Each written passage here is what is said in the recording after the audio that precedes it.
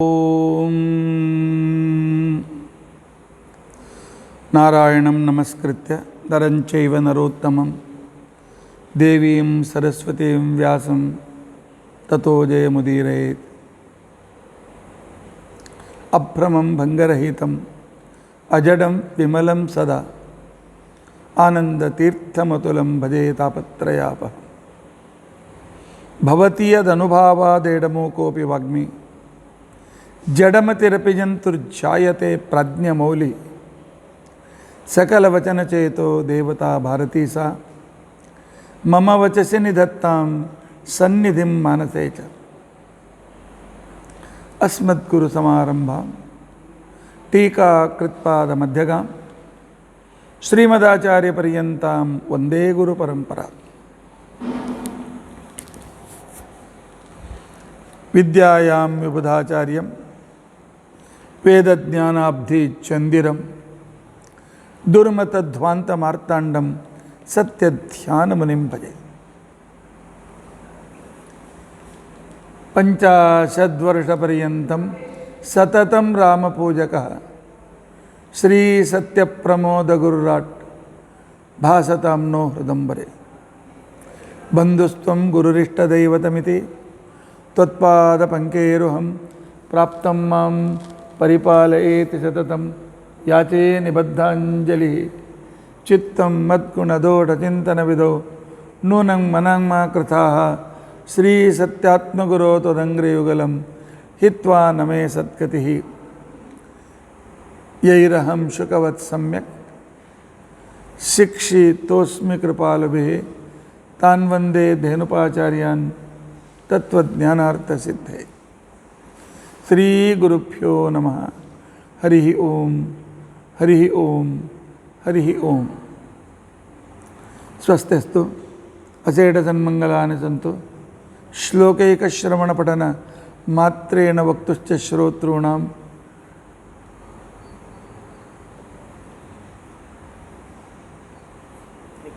ನಿಖಿಲ ಕಲಿಕೃತ ಕಲ್ಮಷಾಪನೋದನ ಪುಟತರೆ ಧರ್ಮಾದ್ಯ ಖಿಲ ಪುರುಷಾರ್ಥ ಸಾಧನೀಭೂತೆ. ಅದ್ಯ ಹರಿವಂಶೆ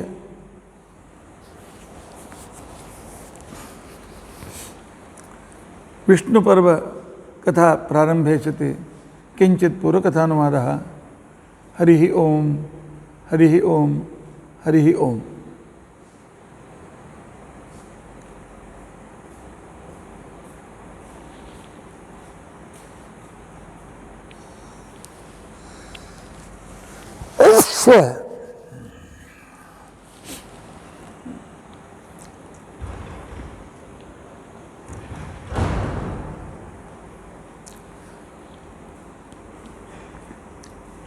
ನಿನ್ನಿನ ದಿನ ಭಗವಂತ ಗೋಕುಲದಲ್ಲಿ ಶಕಟಾಸುರನನ್ನು ಸಂಹಾರ ಮಾಡಿದ್ದಾನೆ.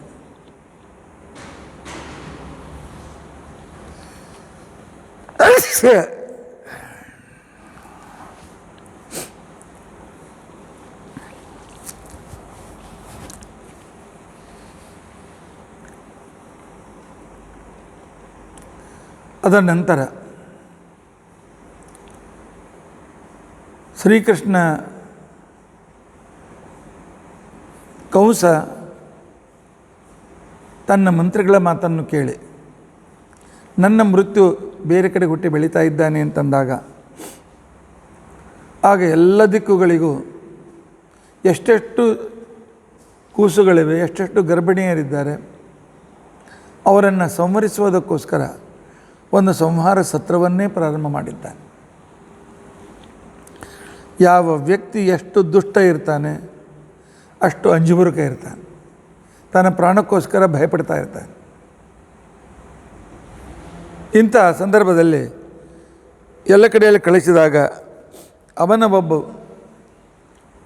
ಉಪಮಾತ, ಹಿಂದಿನ ಕಾಲಕ್ಕೆ ರಾಣಿಯರು ತಮ್ಮ ಪರ್ಸ್ನಾಲಿಟಿ ಕೆಡಬಾರ್ದು ಅಂತ ತಿಳ್ಕೊಂಡು ಅಂಥೇಳಿ ಮಕ್ಕಳನ್ನು ಪಡೆದ ಮೇಲೆ ಇಂಥ ಗರ್ಭಿಣಿ ದಾಸಿಯರನ್ನು ತಮ್ಮ ಹತ್ರ ಸಾಕ್ತಾಯಿದ್ರು. ಅವ್ರ ಮಕ್ಕಳಾದ ಕೂಡಲೇ ತಮ್ಮ ಮಕ್ಕಳಿಗೆ ಅವರ ಹಾಲು ಕುಡಿಸಿ ಬೆಳೆಸ್ತಾಯಿದ್ರು, ತಮ್ಮ ಹಾಲನ್ನು ಕುಡಿಸ್ತಾ ಇರಲಿಲ್ಲ. ರಾಣಿಯರು ಆ ತಮ್ಮ ಸೌಂದರ್ಯಕ್ಕೋಸ್ಕರ ಆ ರೀತಿಯಾಗಿ ಮಾಡ್ತಾಯಿದ್ರು. ಈಗಲೂ ಅನೇಕ ಕಡೆಯಲ್ಲಿ ಈ ರೀತಿಯಾಗಿರ್ತಕ್ಕಂಥ ಹೈಫೈ ಸೊಸೈಟಿಯಲ್ಲಿ ಸಂದರ್ಭ ಇದೆ. ಇರಲಿ, ಅವಳು ಸುಂದರ ವೇಷ ಹಾಕ್ಕೊಂಡು ಗೋಪಿಯರಂತೆ ಬಂದು ಯಶೋದೆ ದಣದಾಗ ಸ್ವಲ್ಪ ನಾನು ಕುಸಿನ ಕರ್ಕೊಳ್ತೇನೆ ಮಲ್ಕೊ ಅಂತ ತಿಳ್ಕೊಂಡು ಅಂತೇಳಿ ತನ್ನ ಎದೆಗೆ ಹಚ್ಚಿದ ವಿಷದಿಂದ ಆ ಮಗುವನ್ನು ಕೊಲ್ಲಬೇಕು ಅಂತ ಬಯಸಿದಾಗ ಭಗವಂತ ವಿಷದ ಜೊತೆಯಲ್ಲಿ ಅವಳ ಪ್ರಾಣವನ್ನು ಕೂಡ ಹಿಂಜೆ ತೆಗೆದುಬಿಟ್ಟಿದ್ದಾನೆ. ಆಗ ಕಿಟಾರನೆ ಚೇತ ಅಯ್ಯೋ ಹಾ ಅಂತ ತಿಳ್ಕೊಂಡು ಅಂತೇಳಿ ಕಿಟಾರನೆ ಚಿರುತ್ತಾ ಬಿದ್ದಿದ್ದಾಳೆ. ರಾಕ್ಷಸರಿಗೆ ಅಸುರರಿಗೆ ಕಾಮರೂಪಿಗಳು ಅಂತ ಕರೀತಾರೆ. ಬೇಕಾದ ವೇಷ ಗಳಿಸಬಹುದು, ಆದರೆ ಸಾಯುವಾಗ ಮಾತ್ರ ಅವರ ಮೂಲ ರೂಪವೇ ಬರ್ತದೆ, ಮೂಲ ಶರೀರವೇ ಬರ್ತದೆ. ಧಡಾಮ್ ಅಂತ ತಿಳ್ಕೊಂಡಂತ ಹೇಳಿ ಸುಮಾರು 1-2 ಫರ್ಲಾಂಗ್ ಉದ್ದ ಶರೀರ ಬಿದ್ದುಬಿಟ್ಟಿದೆ. ಎಲ್ಲರೂ ಗಾಬರಿಯಾಗಿದ್ದಾರೆ, ನೋಡ್ತಾ ಇದ್ದಾರೆ, ಕೂಸು ಕಾಣಿಸ್ತಾ ಇಲ್ಲ. ಎಲ್ಲಾದರೂ ಈ ಶರೀರದ ಕೆಳಗೆ ಸಿಕ್ಕು ಅದು ಏನಾದರೂ ಸತ್ತೋಯ್ತೋ ಅಂತ ತಿಳ್ಕೊಂಡು ಅಂತೇಳಿ ಚಿಂತೆ ಮಾಡಿದ್ದಾರೆ. ಆಗ ಮತ್ತೆ ಎಲ್ಲ ಜನರು ಆ ದೇಹದ ಮೇಲೆ ನಿಚ್ಚುಣಿಕೆ ಇಟ್ಟು ಮೇಲೆ ನೋಡ್ತಾರೆ. ವಿಶಾಲವಾದ ಶರೀರ, ಹೊಟ್ಟೆ ಒಳಗೋಗಿತ್ತು. ಅಲ್ಲಿ ಈ ಕೂಸು ಆರಾಮಾಗಿ ಆಟ ಆಡ್ತಾಯಿತ್ತು. ಸರ್ವತ್ರ ವ್ಯಾಪ್ತನಾಗಿರ್ತಕ್ಕಂಥ ಕೂಸಿಗೆ ಯಾರ ಭಯ? ಯಾರ ಭಯವೂ ಇಲ್ಲ, ಯಾವುದೇ ರೀತಿಯಾಗಿರ್ತಕ್ಕಂಥ ಅಂಜಿಕೆಯೂ ಇಲ್ಲ, ಅವನಿಗೆ ಬೇಕಾಗಿರಲಿಲ್ಲ. ಇಂತಹ ಸಂದರ್ಭದಲ್ಲಿ ಆಗ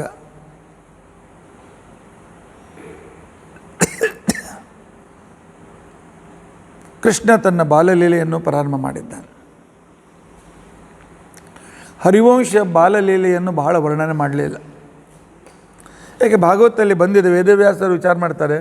ಭಾಗವತದಲ್ಲಿ ಒಂದು ಕಡೆಯಲ್ಲಿ ನಾನು ಭಾಳ ವಿಸ್ತಾರವಾಗಿ ಹೇಳಿದ್ದೇನೆ. ಭಾಗವತದಲ್ಲಿ ಬಾಲಲೀಲೆಗಳನ್ನು ಹೇಳುವುದಕ್ಕೋಸ್ಕರ 50 ಅಧ್ಯಾಯಗಳನ್ನು ಭಾಗವತದಲ್ಲಿ ತೆಗೆದುಕೊಂಡ್ರೆ ಅದು ಕೂಡ ದೊಡ್ಡ ವಿಸ್ತಾರವಾಗಿರ್ತಕ್ಕಂಥದ್ದು. ಹರಿವಂಶದಲ್ಲಿ ಕೇವಲ 26 ಅಧ್ಯಾಯಗಳಲ್ಲಿ ಬಾಲ್ಯಲೀಲೆ ಮುಗಿದೋಗಿದೆ. ಯಾಕೆ ಮುಂದೆ ಪರಮಾತ್ಮ ತಾನು ಯುವಕನಾದ ಮೇಲೆ ಒಂದು ರಾಜಕೀಯವಾಗಿ ಯಾವ ರೀತಿಯಾಗಿರ್ತಕ್ಕಂಥ ಒಂದು ತನ್ನ ಅದ್ಭುತವಾದ ಕಾರ್ಯವನ್ನು ತೋರಿಸಿದನು, ಅದನ್ನು ಹರಿವಂಶಕಾರರಿಗೆ ತೋರಿಸಬೇಕಾಗಿದೆ. ಅವನ ಕುಲದ ವಿಸ್ತಾರವನ್ನು ಕೂಡ ಹೇಳಬೇಕಾಗಿದೆ. ಅದಕ್ಕೋಸ್ಕರ ಬಾಲ್ಯಲೀಲೆ ಭಾಳ ವಿಸ್ತಾರವಾಗಿ ಹೇಳಲಿಲ್ಲ, ಏನೂ ಹೇಳಲಿಲ್ಲ ಅಂತ ಎಲ್ಲ ಹೇಳಿದ್ದಾರೆ. ತೊಟ್ಟಿಲಿನಲ್ಲಿ ಕೃಷ್ಣ ಮಲಗಿದಾಗ ದಿನಾಲು ಗೋಪಿಕಾಸ್ತ್ರೀಯರು, ಇಷ್ಟು ಸುಂದರ ಭಗವಂತ, ಗೋಪಿಕಾಸ್ತ್ರೀಯರಿಗೆ ಸ್ವಲ್ಪ ಮನೆಯಲ್ಲಿ ಒಂದು ಅರ್ಧ ಕಸ ಬೆಳೀತಾಯಿದ್ರು, ಕೈ ತೊಳ್ಕೊಂಡು ಒಂಚೂರು ಕೂಸಿ ನೋಡ್ಕೊಂಡು ಬರಬೇಕು ಅಂತ ಹೋಗ್ತಾಯಿದ್ರು. ಮತ್ತು ಪುನಃ ಅಡಿಗೆಗೆ ಅರ್ಧ ಇಡಬೇಕು, ಹೇಗೂ ಕುದಿ ಬರೋ ತನಕ ಹೋಗಿ ಬರೋಣ ಅಂತ ತಿಳ್ಕೊಂಡು ಅಂತೇಳಿ ಎಲ್ಲ ಸಮೀಪದಲ್ಲಿ ಇರ್ತಕ್ಕಂಥ ಮನೆಗಳು. ಪಾಪ ಯಶೋಧಾದೇವಿ ಅವ್ರನ್ನೆಲ್ಲರೂ ಬರ್ರಿ ಕೂಡ್ರಿ ಅಂತ ತಿಳ್ಕೊಂಡು ಅಂತೇಳಿ, ಅದು ಈಗ ನಂಗೆ ಚಹಾಗೆ ಕೊಡೋ ಪದ್ಧತಿ ಇರಲಿಲ್ಲ, ಅದಕ್ಕೋಸ್ಕರ ಅವ್ರು ಖರ್ಚು ಉಳಿತದೆ ಅಷ್ಟೇ.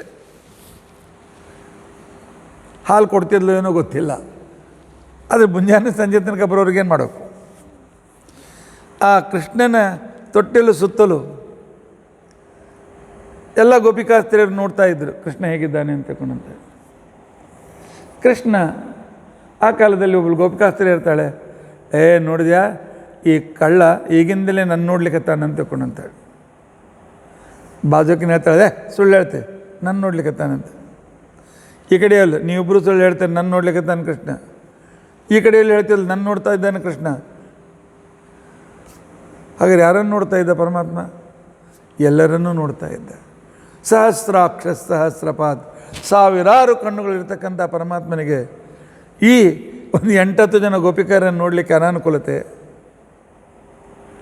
ಒಂದು ಸಲ ಎಷ್ಟು ಸಮಾಧಾನ ಮಾಡಿದ್ರು ಅಳ್ತಾ ಇದ್ದಾನೆ. ಕೈ ಮಾಡಿ ಸಣ್ಣ ಕೂಸು ಇನ್ನು ತಾ ತಾ ತಾ ತಾ ಅಂತ ಇದ್ದಾನೆ. ಏನು ಕೊಡಬೇಕು? ತಾ ಅಂದರೆ ಏನು ಗೊತ್ತಾಗಬೇಕು ಅದಕ್ಕೆ? ಕೊನೆಗೆ ಎಲ್ಲರೂ ಏನು ಬೇಕು, ಹಾಲು ಬೇಕೇನು, ಇದು ಬೇಕೇನು, ಇನ್ನು ಮಾತನಾಡೋದು ಕೂಸು ಏನು ಹೇಳಬೇಕು? ಕೊಡೆಗೆ ಸ್ವಲ್ಪ ಹಿರಿಯ ವೃದ್ಧರು ಬಂದರು. ಇಟ್ಟು ಗೊತ್ತಾಗಲ್ಲ ನಿಮಗೆ, ನಿಮ್ಮದು ರತ್ನದ ತೊಟ್ಲು, ಆ ರತ್ನದಲ್ಲಿ ಅವನ ಪ್ರತಿಕೃತಿ ಬಿಡದೆ ಆ ಕೂಸಿನ ಕೊಡು ಅಂತ ಕೇಳ್ತಾ ಇದ್ದಾನೆ ಅಂತೇಳಿ. ಇನ್ನು ಆ ಕೂಸಿನ ಹೆಂಗೆ ಕೊಡಬೇಕು? ಭಗವಂತನ ಬಾಲ ಹಠದಲ್ಲಿಯೂ ಕೂಡ ತನ್ನ ಪರಾಕ್ರಮ, ತನ್ನ ಮಹಿಮೆಗಳನ್ನು ತೋರಿಸ್ತಾ ಇದ್ದಾನೆ. ಒಂದು ಸರ್ತ ಯಶೋಧ ತೊಟ್ಲೆಯನ್ನು ತೂಗ್ತಾ ಹಾಡನ್ನು ಹಾಡ್ತಾ ಇದ್ಲು. ಅಷ್ಟೊತ್ತಿಗೆ ಸ್ವಲ್ಪ ಮಾತನಾಡ್ಲಿಕ್ಕೆ ಬಂದಿತ್ತು ಕೃಷ್ಣನಿಗೆ. ಮಾತನಾಡ್ಲಿಕ್ಕೆ ಬಂದಿರತಕ್ಕಂಥ ಸಂದರ್ಭದೊಳಗೆ ಆವಾಗ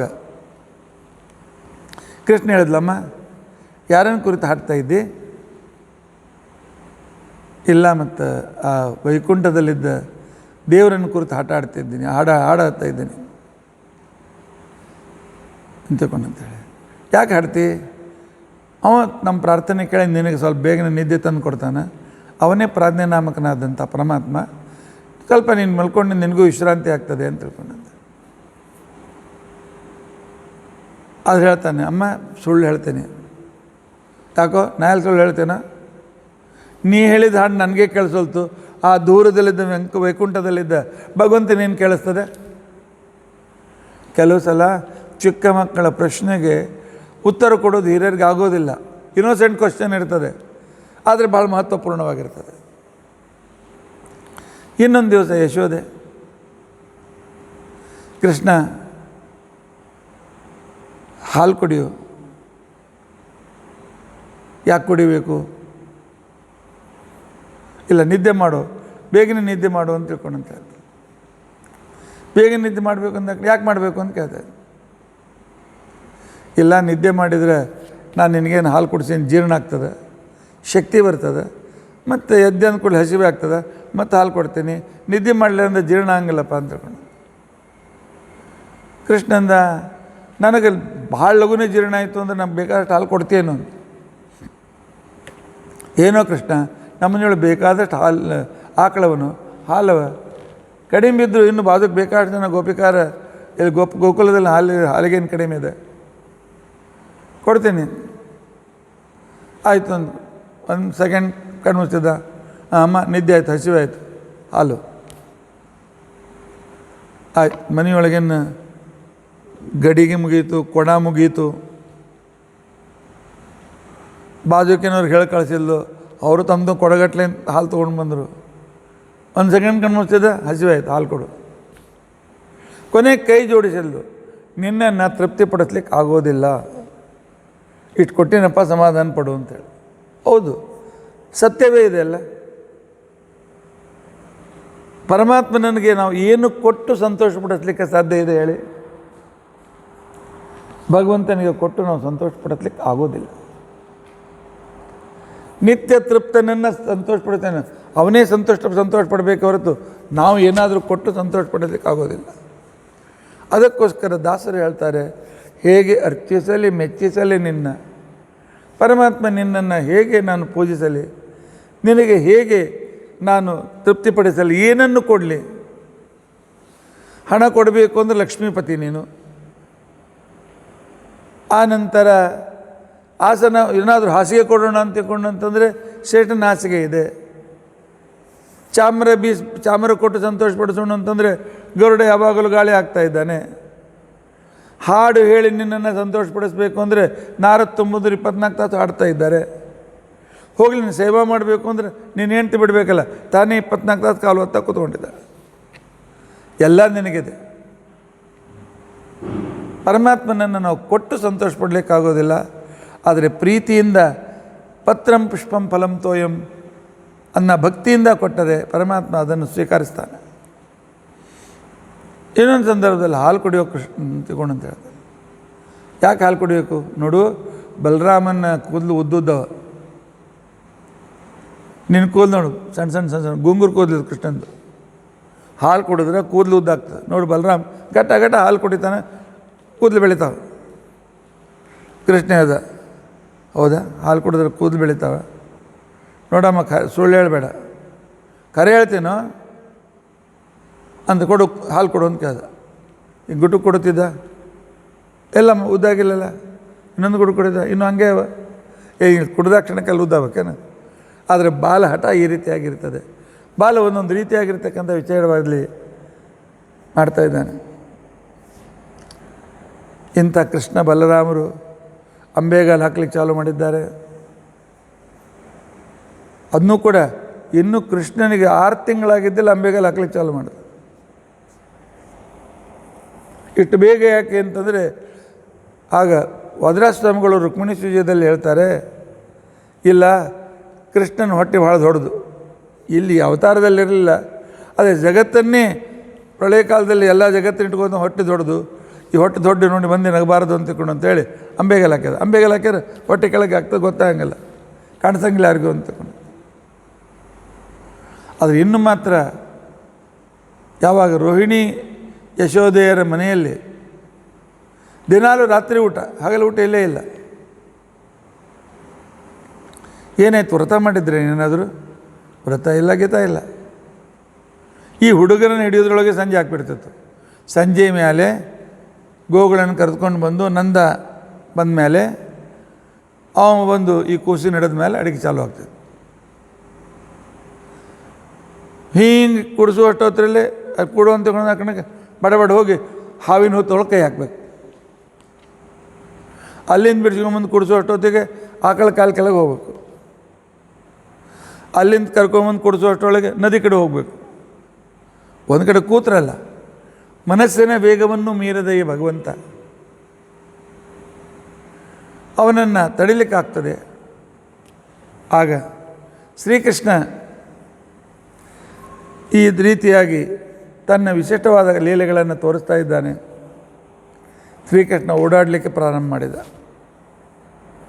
ಓಡಾಟ ಪ್ರಾರಂಭವಾಯಿತು, ಆಜು ಬಾಜುಕಿನವ್ರ ಮನೆಯ ಹಾಲು ಗಾಯಬಾಯಿತು.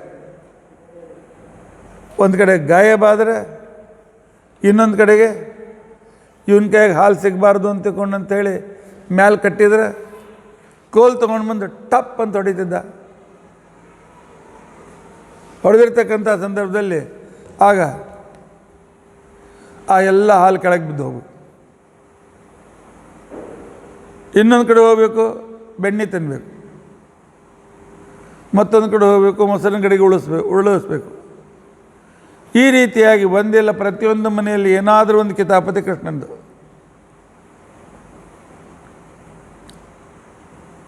ಒಂದು ಸಲ ಯಶೋಧಾದೇವಿ ರಂಗೋಲಿ ಹಾಕಬೇಕು ಅಂತ ತಿಳ್ಕೊಂಡಂತೆ ತಲೆಯ ರಂಗೋಲಿ ಹಾಕಬೇಕು ಅಂತೇಳಿ ನಸಿಕೆಲ್ಲ ಬಾಗಲ ತೆಗಿತಾಳೆ. ನೋಡ್ತಾಳಕ್ಕೆ ಮನೆ ಮುಂದೆ 10-15 ಮಂದಿ ಗೋಪಿಕಾಸ್ತ್ರೀಯರು ನಿಂತಾರೆ ಲೈನ್ ಹಚ್ಕೊಂಡು. ಯಶೋಧ ಕೇಳಿದ್ಲು, ನನ್ನ ಮನೆ ಮುಂದೆ ಯಾಕೆ ಲೈನ್ ಹಚ್ಚಿರಿ? ಏನು ಹಾಲ್ಗೇಲಿ ಮನ್ಯಾಗ ಮುಗಿದಾವೇನು? ಬೇಕೇ ನಿಮಗೆ?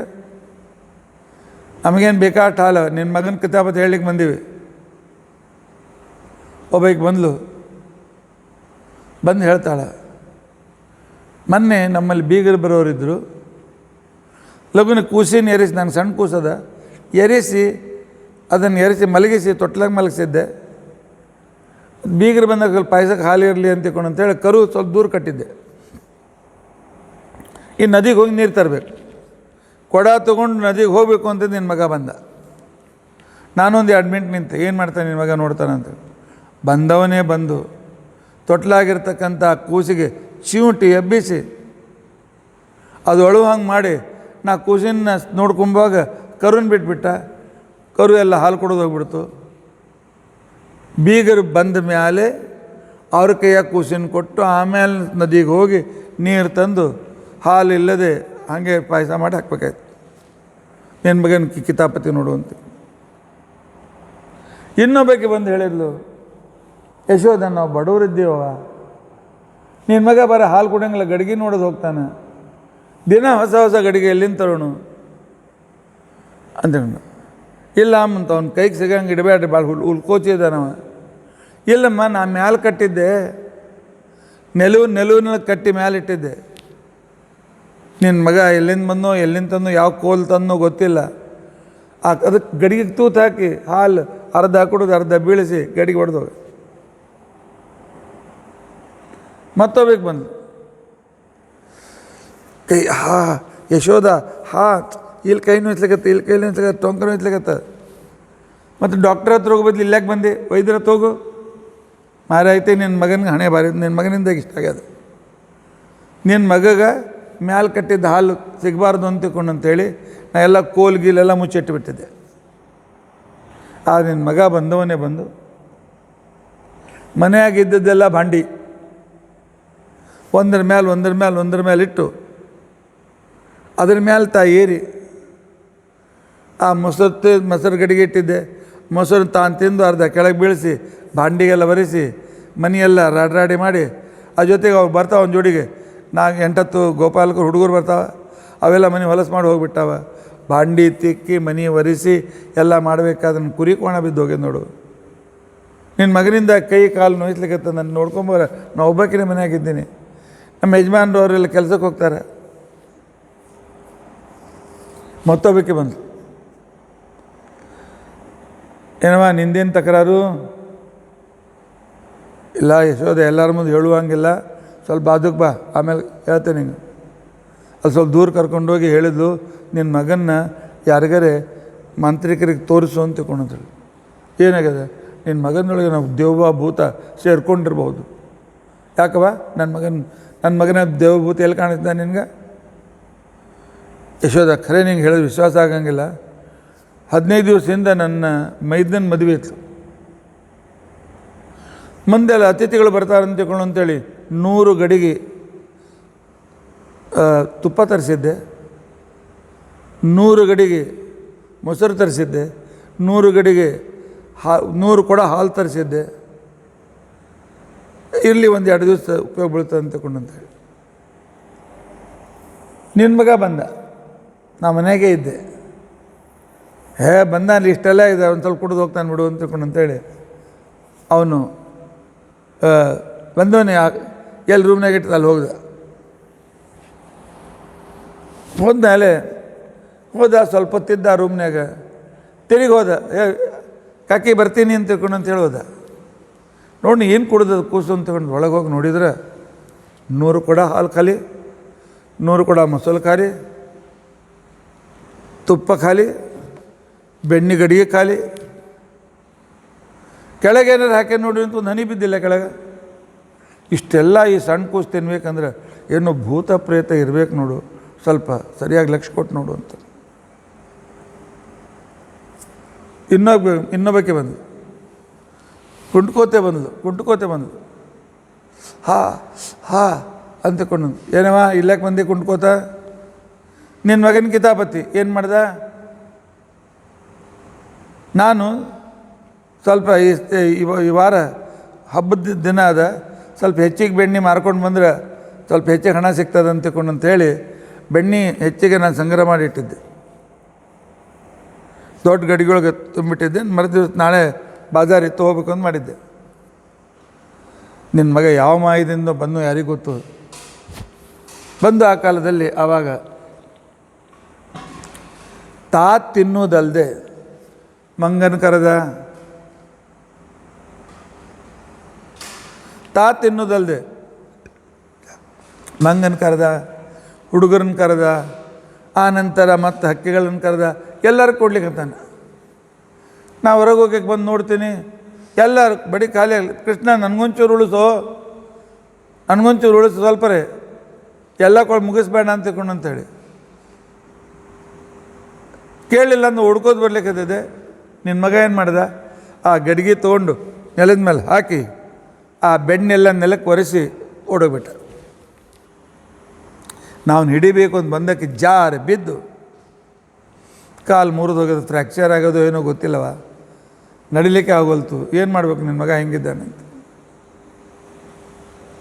ಮತ್ತೊಬ್ಬಕ್ಕೆ ಬಂದು, ಏನು ಯಶೋದ, ನಿನ್ನ ಮಗನಿಂದಾಗಿ ನನ್ನ ಮಗಳು ಮನೆ ಬಿಟ್ಟು ಹೊರಗೆ ಬರೋಂಗಿಲ್ಲ ಅಂತ ತಿಳ್ಕೊಂಡಂತ. ಯಾಕವ? ನನ್ನ ಮಗ ಇನ್ನೂ ಕೂಸು, 3-4 ವರ್ಷದ ಕೂಸದ, ನಿನ್ನ ಮಗಳಿಗೆ ಏನು ಮಾಡ್ತಾನವ? ಏನಿಲ್ಲ, ನೀನು ನನ್ನ ಮಗಳು, ಆಕೆನೂ ಸಣ್ಣಕ್ಕಿದ್ದಾಳೆ ಬಿಡು, 7-8 ವರ್ಷದಕ್ಕೆ. ತಾನು ನೀರು ತರಬೇಕು ಅಂತ ಯಮುನಾ ನದಿಗೆ ಹೋಗಿದ್ಲು. ಆಗ ಮೊದಲೇ ನಿನ್ನ ಮಗ ಏನು ಪ್ಲ್ಯಾನ್ ಮಾಡಿದ್ನೋ ಗೊತ್ತಿಲ್ಲ. ಆಕೆ ಬಂದಾಕ್ಷಣಕ್ಕೇನೆ ಹಿಂದಿಂದ ಬಂದು ಆಕೆ ಕೈ ಹಿಡ್ದ ಕ್ಷಣಕ್ಕೇನೆ 8-10 ಗೋಪಾಲಕರು ಹುಡುಗರು ಬಂದರು. ಮಂತ್ರಾಕ್ಷತೆ ಎಲ್ಲೇನು ತಂದಿದ್ರೆ ಯಾರಿಗೆ ಗೊತ್ತು. ಸಮುಹೂರ್ತೆ ಸಾವಧಾನ, ಇವ ಕೈನೇ ಬಿಡೋಲ್ಲ. ಸಮುಹೂರ್ತೆ ಸಾವಧಾನ. ಪಾಪ ನನ್ನ ಮಗಳು ನಾಚ್ಕೊಂಡು ಮನ್ಯಾಗ ಕೂತಾಳೆ. ಮಂದಿ ಏನಂದಾರು, ಕೃಷ್ಣನ ಮದುವೆ ಮಾಡ್ಕೊಂಡ ಅಂಥೇಳಿ ಈ ರೀತಿಯಾಗಿ ನಿನ್ನ ಕೃಷ್ಣ ಏನೇನು ಕಾರ್ಬಾರ್ ಮಾಡ್ತಾನವ ಹೇಳಲಿಕ್ಕೆ ಬರೋಂಗಿಲ್ಲ ಅಂತ ತಿಳ್ಕೊಂಡು ಕೃಷ್ಣ ಅಂತ ಕರೆದ್ಲು. ಅಮ್ಮ ಇಲ್ಲೇ ಇದ್ದೀನಿ ಅಂತ. ಇಲ್ಲೇ ಇದ್ದೇನೆ. ಯಾಕೋ ಈ ಕಿತಾಪತಿ ಇಷ್ಟೆಲ್ಲ ಮನೆ ತಕರಾರು? ಮನ್ಯಾಗ ಬೆಣ್ಣಿಲ್ಲೇನು, ಮನ್ಯಾಗ ಮೊಸರಿಲ್ಲೇನು? ಯಾಕೆ ನಿನಗಿದು ಈ ರೀತಿ ತ್ರಾಸು ಕೊಡ್ತೀನಿ ನೀನು? ಕೃಷ್ಣ ಹೇಳ್ತಾನಮ್ಮ, ಯಾವಾಗಲೂ ಜಡ್ಜ್ ಆದವರು ಒಂದೇ ಪಕ್ಷಗಳು, ಎರಡೂ ಪಕ್ಷದ ವಾದ ಪ್ರತಿವಾದ ಕೇಳಿ ಆನಂತರ ಡಿಸಿಷನ್ ಕೊಡಬೇಕು. ನನ್ನ ಪಕ್ಷ ಕೇಳೀಗ, ನನ್ನ ಪಕ್ಷ ಕೇಳಿದ್ರಂದು ಈಗೇನು ಹೇಳಿದ್ಲಲ್ಲ, ಮಗನ ಚೂಟಿ ಎಬ್ಬಿಸದ, ಹಾಲು ಕರು ಬಿಟ್ಟ ಹಾಲು ಹೋಯ್ತು ಅಂತ ತಿಳ್ಕೊಂಡಂತೇಳಿ. ಹೌದು, ಇವ್ರ ಮನೆಗೆ ಹೋದಾಗ ನಾನು ನೋಡ್ತೀನಿ, ಪಾಪ ಕೂಸು ಹೆಂಗದ ನೋಡ್ಲಿಕ್ಕೆ ಹಣಿಕೆ ಹಾಕಿದೆ. ಆ ಕೂಸಿನ ಕೈ ಮೇಲೊಂದು ತಗಣಿ ಕೂತಿತ್ತು.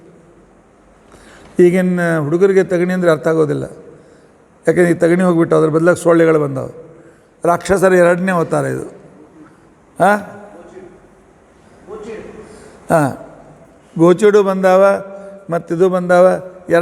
ರಾಕ್ಷಸು ಎರಡನೇ ಮೂರನೇ ಅವತಾರ ತೊಗೋತಿರ್ತಾವೆ. ಹೆಂಗೆ ಕೊರೋನಾ ಈ ರೀತಿಯಾಗಿ ಬರ್ತದೆ.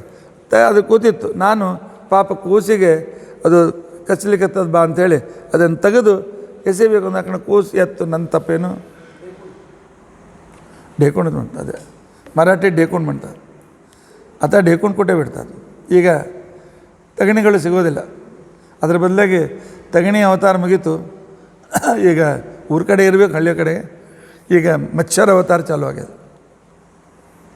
ಇರಲಿ, ಇಂಥ ಸಂದರ್ಭದೊಳಗೆ ಆವಾಗ ನಾನು ನೋಡ್ತೀನಿ, ಆ ಕರು ಪಾಪ ಹಸ್ದು ಅವು ನಾಲ್ಕು ಕುಡಿಬೇಕು ಅಂತೇಳಿ ಆ ಹಗ್ಗ ಕುತ್ತಿಗೆ ಸುತ್ಕೊಂಡು ಎಳೆದು ಕಣ್ಣು ಬೆಳ್ಳಗಾಗಿತ್ತು. ಇನ್ನೊಂದು ಸೆಕೆಂಡ್ನಾಗ ಸತ್ತು ಹೋಗ್ತಿತ್ತು. ಕರು ಉಳಿಸಿದ್ರೆ ಆಯಿತು ಅಂತೇಳಿ ನಾನು ಬಿಚ್ಚಿದೆ. ಕರು ಉಳಿಸಿದ್ದು ಹೇಳಂಗಿಲ್ಲ, ಹಾಲು ಹೋಯ್ತು ಅಂತ ಹೇಳ್ತಾಳೆ. ನನ್ನ ತಪ್ಪೇನದು? ಇನ್ನು ಎರಡನೇಕ್ಕೆ ಹೇಳಿದಲ್ಲ, ನಿನ್ನ ಮಗ ಕೋಲಿನಿಂದ ಗಡಿಗೆ ಹೊಡೆದ ಅಂತ. ಮಹಾಜಿಪುಣಿದ್ದಾಳಕ್ಕೆ, ಮಹಾಜಿಪುಣ್ ಆಕೆ ಮಾತು ಕೇಳಬೇಡ. ಇವ್ರ ಮನೆಗೆ ಹೋದೆ, ಸುಮ್ಮನೆ ಹಿಂಗೆ ತಿರುಗಾಡ್ಬೇಕು ಅಂತ ಹೋಗಿದ್ದು. ಕಿಟಕಿಯಿಂದ ಅಣಿಕೆ ಹಾಕಿ ನೋಡಿದೆ, ಒಂದು ಬೆಕ್ಕು ಆ ನೆಲುವಿನ ಮೇಲೆ ಹಿಂಗೆ ಹಾರಿ ಹಿಂಗೆ ಅದನ್ನು ಗಡಿಗೆ ಹಿಂಗೆ ಅರ್ಧ ಮಾಡಿತ್ತು. ಮತ್ತು ಅದು ಬ್ಯಾಲೆನ್ಸ್ ತಪ್ಪಿ ಕೆಳಗೆ ಜಿಗಿತ್ತು. ಹಾಲು ಹಿಂಗೆಲ್ಲಪ್ಪ ಗಡಿಗೆ ಅರ್ಧ ಆಗಿ ಎಲ್ಲ ಹಾಲು ನೆಲದ ಮೇಲೆ ಬೀಳ್ತಿತ್ತು. ಪಾಪ ಈ ಬಡವತಿ ಹಾಲು ಯಾಕೆ ಹೋಗಬೇಕು ಅಂತ ತಿಳ್ಕೊಂಡು ಅಂತೇಳಿ ಅಲ್ಲೇ ಒಂದು ಕೋಲಿತ್ತು. ಆ ಕೋಲಿನಿಂದ ಸಣ್ಣ ಹುಡುಗ ಮೇಲೆ ಹೋಗ್ತಾನೆ ನನ್ನ ಕೈ. ಕೋಲಿನಿಂದ ಅದನ್ನು ಗಡಿಗೆ ಸರಿ ಮಾಡ್ಲಿಕ್ಕೆ ಹೋದೆ. ಕೋಲು ಹತ್ತಿತ್ತಲ್ಲ ಹೊಡೆದು. ಚಲೋ ಗಡಿಗೆ ತರಲಿಕ್ಕೆ ಏನಾಗೈತಿ ಈಕೆಗೆ? ಕಚ್ಚಾ ಗಡಿಗೆ ತಂದಾಳೆ. ಒಂಚೂರು ಮುಟ್ಟಿದ ಹಾಕಣಕ್ಕೆ ಹೊಡೆದು ಈಗ ನನಗೆ ಹೇಳ್ತಾಳೆ. ಏನು ಆಕೆ ಮೂರನೇ ಕೇಳಿದ್ಲಲ್ಲ, ಏನು ನಿನ್ನ ಮಗ ಕೈ ಕಾಲು ನೋಯಿಸ್ತದ, ಭಾಂಡಿ ಗಂಡಿ ಮನೆಯ ತಿಕ್ಕಿ ಅಂತ ತಿಳ್ಕೊಂಡಂತೆ. ಹೌದು, ನಾನು ಅವ್ರ ಮನೆ ಭಾಂಡಿ ಮೊಸರು ಹಾಲುಗಳಿಂದೆಲ್ಲ ಜಿಗಟ್ ಮಾಡಿ ಬಂದದ್ದು ಕರೆ. ಯಾಕೆ ಮಾಡಿದೆ? ನಾ ರಾಜನ ಮಗ ಅಲ್ಲೇನು, ಪ್ರಜೆಗಳೆಲ್ಲರೂ ಸುಖವಾಗಿ ಇರಬೇಕು, ಜೀವಂತ ಇರಬೇಕು ಅಂತ ತಿಳ್ಕೊಂಡಂತೇಳಿ ನಮ್ಮಪ್ಪ ಹೇಳ್ತಿರ್ತಾನೆ. ನಾನು ನೋಡಿದೆ, ಇವ್ರ ಮನೆಗೆ ಹೋಗಿ ಭಾಂಡಿ ನೋಡಿದ್ರೆ, ಅಮ್ಮ ನಿನಗೆ ಅರ್ಥ ಆಗಂಗಿಲ್ಲ, ಮಹಾ ಅಲಸಿ ತಿಂಗಳಿಗೆ ಭಾಂಡಿಗೆ ತಿಕ್ಕಂಗೆ ಇಲ್ಲಕ್ಕೆ. ಬರೀ ಹಿಂಗೆ ತೊಳೆದಿಡ್ತಾಳೆ. ನೋಡಿದೆ ಪ್ರತಿಯೊಂದು ಭಾಂಡಿ ಕೆಳಗಲ್ಲ ಹಸುರು. ನಾಳೆ ಈ ಪಾಯ್ಸನ್ನು, ಈ ವಿಷ ತಿಂದು ಮನೆಯವ್ರು ಸತ್ತಾರು ಅಂತ ತಿಳ್ಕೊಂಡಂತೇಳಿ, ಎಲ್ಲರಿಗೂ ಫುಡ್ ಪಾಯ್ಸನ್ ಆದಿತ್ತು ಅಂತ ತಿಳ್ಕೊಂಡಂತೇಳಿ ನಾನು ಹೋಗಿ ಬೇಕಂದ್ರೆ ತಿಕ್ಕಲಿ ಅಂತ ತಿಳ್ಕೊಂಡಂತೇಳಿ ಎಲ್ಲ ಭಾಂಡಿ ಒಂದರ ಮೇಲೆ ಒಂದಿಟ್ಟು ಹಾಲು ಮೊಸರು ಹಾಕಿ ಜಿಗಟ್ ಮಾಡಿ ಬಂದೆ. ಆ ನೆವದನ್ನು ತಿಕ್ಕಿ ಮನೆಯರು ಉಳಿದ ಮಂದಿ ಎಲ್ಲ ಉಳಿತಾರಲ್ಲ, ಉಪಕಾರ ಮಾಡಿ ಬಂದೇನೆ. ಸುಮ್ಮನೆ ತಕರಾರು ಹೇಳ್ತಾಳೆ. ತಿಕ್ಕಲಿ ಒಂದು ಸ್ವಲ್ಪ ದಿವಸ ಏನಾಗಿ. ಆ ನಂತರ ಇನ್ನೊಬ್ಬಕ್ಕೆ ಬಂದು ಹೇಳಿದ, ಕುಂಟ್ಕೋತ ಬಂದಿಲ್ಲಲ್ಲ ಅವ್ವ, ನಾನು ನೆಲಕ್ಕೆ ಹಾಕಿ ಬೆಣ್ಣೆ ಸಾರಿಸಿದ ಖರೆ. ಅದ್ರ ಪುರಾಕತೆ ಕೇಳು. ನಾ ಹೋಗಿ ನೋಡ್ತೀನಿ, ಅದರೊಳಗೆ 2 ಹಲ್ಲಿ ಬಿದ್ದು ಆ ಬೆಣ್ಣೆ ಇದ್ರೊಳಗೆ. ಈಕೆ ಮಹಾಜಿಪ್ಪುಣಿ. ಆಕೇನು ಮಾಡ್ತಾಳೆ, ಮ್ಯಾಲಿಂದ ಅಷ್ಟೇ ತೆಗೆದು ಹಲ್ಲಿ ಎಸೆದು ಉಳಿದು ಮಾರ್ತಾಳೆ. ಏನಾರು ಒಂಚೂರು ಹಲ್ಲಿ ವಿಷ ಉಳಿದು ತೊಗೊಂಡವ್ರು ಸತ್ತು ಹೋದ್ರೆ ನಮಗೆ ಅದು ಅಪ್ಪದಲ್ಲೇನು. ಅದಕ್ಕೆ ನಾನು ಬೇಡ ಅಂತ ಹೇಳಿ ಅದನ್ನು ತೆಗೆದು ಅವರು ಪಕ್ಷಿ ಕೊಟ್ಟಂಗೆ ನಾಟಕ ಮಾಡ್ತಿದ್ದೆ. ಈಕೆ ಬಂದು ನೆಲಕ್ಕೆ ಹಾಕಿ ನಾನು ಸಾರಿಸಿ ಬಂದೀನಿ. ಆಕೆ ಹುಡ್ಕೋತ ಬಂದು ಜಾರಿ ಬಿದ್ದರೆ ನಂದೇ ಅಂತ ಪದ. ಇನ್ನು ಇನ್ನೊಬ್ಬಕ್ಕೆ ಮಹಾರಾಜ ದೊಡ್ಡಕ್ಕೆ ನಿನ್ನ ಕಿಮ್ಯಾಗ ಏನು ಹೇಳಿದ್ಲು ಗೊತ್ತೇನು? ನನಗೆಲ್ಲ ಕೇಳಿಸೋದು. ದೆವ್ವ ಭೂತ ನಿನ್ನ ಮಗನ ಕೈ ಹೊಟ್ಟೆಗ್ಯದ ಇಷ್ಟೆಲ್ಲ ಕುಡಿದು ಬರ್ತಾನೆ ಅಂಥೇಳಿ. ಅಮ್ಮ ನೀನು ನಂಬ್ತೀಯೇನು? ಆಕೆ ಮಾತು ನಂಬ್ತೀಯೇನು ಹೇಳು. ನನಗೆ ಒಂದು ವಾಟಗ ಹಾಲು ಕುಡಿಸ್ಬೇಕಾದ್ರೆ, ನೀನು ಒಂದು ಲೋಟ ಹಾಲು ಕುಡಿಸ್ಬೇಕಾದ್ರೆ ನೀನು ಕಾಗಿನ ತೋರಿಸಿ, ಗುಬ್ಬಿ ತೋರಿಸಿ, ಆ ನಂತರ ಬೆಕ್ಕಿನ ತೋರಿಸಿ, ನೋಡಪ್ಪ ಇದೊಂಚೂರು ಕುಡಿ ಇದೊಂಚೂರು ಕುಡಿ ಅಂತೇಳಿ ಕುಡಿಸ್ಬೇಕಾಗ್ತದೆ ಅಂತ. ಅಷ್ಟು ಹಾಲು ಕುಡಿತೀನಿ ನೀನು. ಎಷ್ಟು ಸುಳ್ಳು ಹೇಳ್ತಾಳಕ್ಕೆ. ಏನು ತರಿಸಿದ್ಲು ಯಾರಿಗೂ ಗೊತ್ತು. ನಾನು ಹೋಗಿದ್ದು ಕರೆ ಅಲ್ಲೆಲ್ಲ ಖಾಲಿನೇ ಇತ್ತು, ಬಂದುಬಿಟ್ಟೆ ಅಂತ. ಆ ನಂತರ ಮತ್ತೊಬ್ಬಕ್ಕೆ ಹೇಳಿದ್ಲಲ್ಲ, ಹೋಗಿ ನನ್ನ ಮಗಳಿಗೆ ಬೈದೋರಂಗಲ್ಲ ಅಂತಿಕೊಂಡು ಅಂತೇಳಿ, ನಾ ಹೋಗಿ ಕೈ ಹಿಡ್ದ ಉಳಿದವ್ರು ಸುಮುಹೂರ್ತೆ ಸಾವಧಾನ ಅಂತ ಹಾಕಿದ್ದಾರೆ ಅಂತಿಕೊಂಡು. ಹೌದು, ತಪ್ಪು ನಂದಲ್ಲ, ಈಕೆ ಮಗಳು ತಪ್ಪದ. ಏನಾಯಿತು ಕೃಷ್ಣ? ನಾನು ಬಲರಾಮ ಗೋಪಾಲಕರೆಲ್ಲ ಯಮುನಾ ನದಿ ದಂಡೆ ಮೇಲೆ ಆಟ ಆಡ್ತಿದ್ವಿ. ದಿನ ಈಕೆ ನೀರು ತೊಗೊಂಬರ್ಲಿಕ್ಕೆ ಆ ವೇಳೆಗೆ ಬರ್ತಾಳೆ. ಬಂದು ಹೇಳ್ತಿದ್ಲು, ಕೃಷ್ಣ ರೇ ನೀ ಕಪ್ಪಿದ್ಯೋ, ಕಾಲ ಕಲೂಟ ಇದ್ದೀನಿ, ನಿನ್ನ ಮದುವೆ ಯಾರಾಗೋರು ಅಂಥೇಳಿ ದಿನ ನನಗೆ ತಮಾಷೆ ಮಾಡ್ತಿದ್ಲು, ದಿನ ಟೀಸ್ ಮಾಡ್ತಿದ್ಲು ನನಗೆ. ಅದೆಲ್ಲ ಹುಡುಗರ್ನಾಗಬೇಕು. ಕೃಷ್ಣ ನೋಡು ನಿನ್ನ ಮದುವೆ ಆಗಂಗಿಲ್ಲ, ನಿನ್ನ ಮದುವೆ ಆಗಂಗಿಲ್ಲ. ಹೋಗ್ಲಿ, ಒಂದು ದಿವಸ 2 ದಿವಸ ನಾನು ಸಹನ ಮಾಡಿಕೊಂಡೆ. ಹೆಣ್ಮಕ್ಳು ಸುಮ್ಮನೆ ಅವ್ರ ಮೇಲೆ ತ್ರಾಸು ಕೊಡಬಾರ್ದು ಅಂತ ತಿಳ್ಕೊಂಡು ಅಂತೇಳಿ. ಆದರೆ ಹೆಣ್ಮಕ್ಳು ಏಕೆ ದಿನ ಟೀಸ್ ಮಾಡೋಕ್ಕೆ, ನೀ ಕಾಲ ಇದ್ದೀನಿ, ಕಲೂಟ ಇದ್ದೀನಿ, ಮದುವೆ ಯಾರು ಆಗ್ತಾರೆ? ಅದಕ್ಕೆ ನಾನು ನಿನ್ನ ಮದುವೆಯಾಗಿ ತೋರಿಸ್ತೀನಿ ಅಂತ ತಿಳ್ಕೊಂಡು ಅಂತೇಳಿ ನಾಟಕ ಮಾಡಿದೆ. ಯಾರೋ ಹುಡುಗರು ಸುಮೂರ್ತಿ ಸಾವಧಾನ ಅಂತ ಮದುವೆ ಏನಮ್ಮ, ಅದಕ್ಕೆ ಬುದ್ಧಿ ಕಲಿಸ್ಬೇಕು ಅಂತ ಮಾಡಿದ್ದೆ. ತಕರಾರು ಹೇಳಲಿಕ್ಕೆ ಬಂದವರೆಲ್ಲ ಗಾಬರಿ ಆದರು. ಈ ಕೃಷ್ಣನ ತರ್ಕ ಏನು ಅಂತ. ಪರಮಾತ್ಮ ಬ್ರಹ್ಮಸೂತ್ರ ಬರೆದ ಭಗವಂತ, ಅವನಿಗೆ ಯುಕ್ತಿ ಹೇಳ್ಕೊಡ್ಬೇಕೆ? ಆದರೂ ಯಶೋದ, ಕೃಷ್ಣ ಮಂದಿ ಮನೆಗೆ ಹೋಗಿ ಯಾಕೆ ತ್ರಾಸು ಕೊಡ್ತೀರಿ? ಸುಳ್ಳು ಅಷ್ಟೆಲ್ಲ ಮಂದಿಗೆ ನಾವು ಉತ್ತರ ಕೊಡಬೇಕಾಗ್ತದೆ, ಮಂದಿ ನಂಗೆ ಬೈತಾರೆ. ಇನ್ನೊಮ್ಮೆ ಹೋದ ನೋಡು ಅಂತಕೊಂಡು 2 ಕೈ ಹಿಡಿದು ಒಂದು ಚಡಿ ತೊಗೊಂಡ್ಳು. ಕೃಷ್ಣನ ಕಣ್ಣಾಗ ದಳ ದಳ ದಳ ದಳ ದಳ ನೀರು. ಕಾಡ್ಗಿ ಎಲ್ಲ ಆ ನೀರಿನಿಂದ ಕರೆ ಗಲ್ಲದ ಮೇಲೆ ಬಂತು. ಮೊದಲೇ ಕಪ್ಪು ಗಲ್ಲ, ಆ ನಂತರ ಗಲ್ಲ ಹಿಂಗೆ ಹಿಂಗೆ ಹಿಂಗೆ ಮಾಡ್ಕೊಂಬ ಗಲ್ಲೆಲ್ಲ ಪೂರ ಕಾಡಿಗೆ ಆಯಿತು. ಕಾಡಿಗಿನ ಗಲ್ಲಾಗಿತ್ತು. ಅಷ್ಟೊತ್ತಿಗೆ ಸೂರ್ಯನ ಉದಯ ಆಯಿತು. ಸೂರ್ಯನ ಕಿರಣ ಮುಖದ ಮೇಲೆ ಬಿದ್ದರೆ ಆ ಕಾಡಿಗೆ ಮಿರಿ ಮಿರಿ ಮಿರಿ ಮಿಂಚ್ಲಿಕ್ಕತ್ತಿತ್ತು. ಆ ಒಂದು ವಿಶಿಷ್ಟ ಸೌಂದರ್ಯ ನೋಡಿ ಗೋಪಿಕಾ ಸ್ತ್ರೀಯರು ಮೋಹಿತರಾದರು. ಎತ್ತಿದ ಕೈ ಯಶೋದ, ಬಿಟ್ಬಿಡವ, ಹೊಡಿಯಂತ ನಾವು ಎಲ್ಲಿ ಹೇಳಿವಿ, ಏನೋ ಹೇಳಲಿಕ್ಕೆ ಬಂದಿದ್ದೀವಿ, ಆ ಕೂಸು ಪಾಪ ಕಳಿಸ್ತೀರಿ, ಬಿಟ್ಬಿಡು, ಹೊಲಿಬೇಡ ಅಂಥೇಳಿ ಆ ತಕರಾರು ಹೇಳಲಿಕ್ಕೆ ಬಂದವರು ಹೇಳಿದರು. ಭಗವಂತನ ರೂಪದ ಆಕರ್ಷಣೆ ಹಾಗೆ ಆಯಿತು.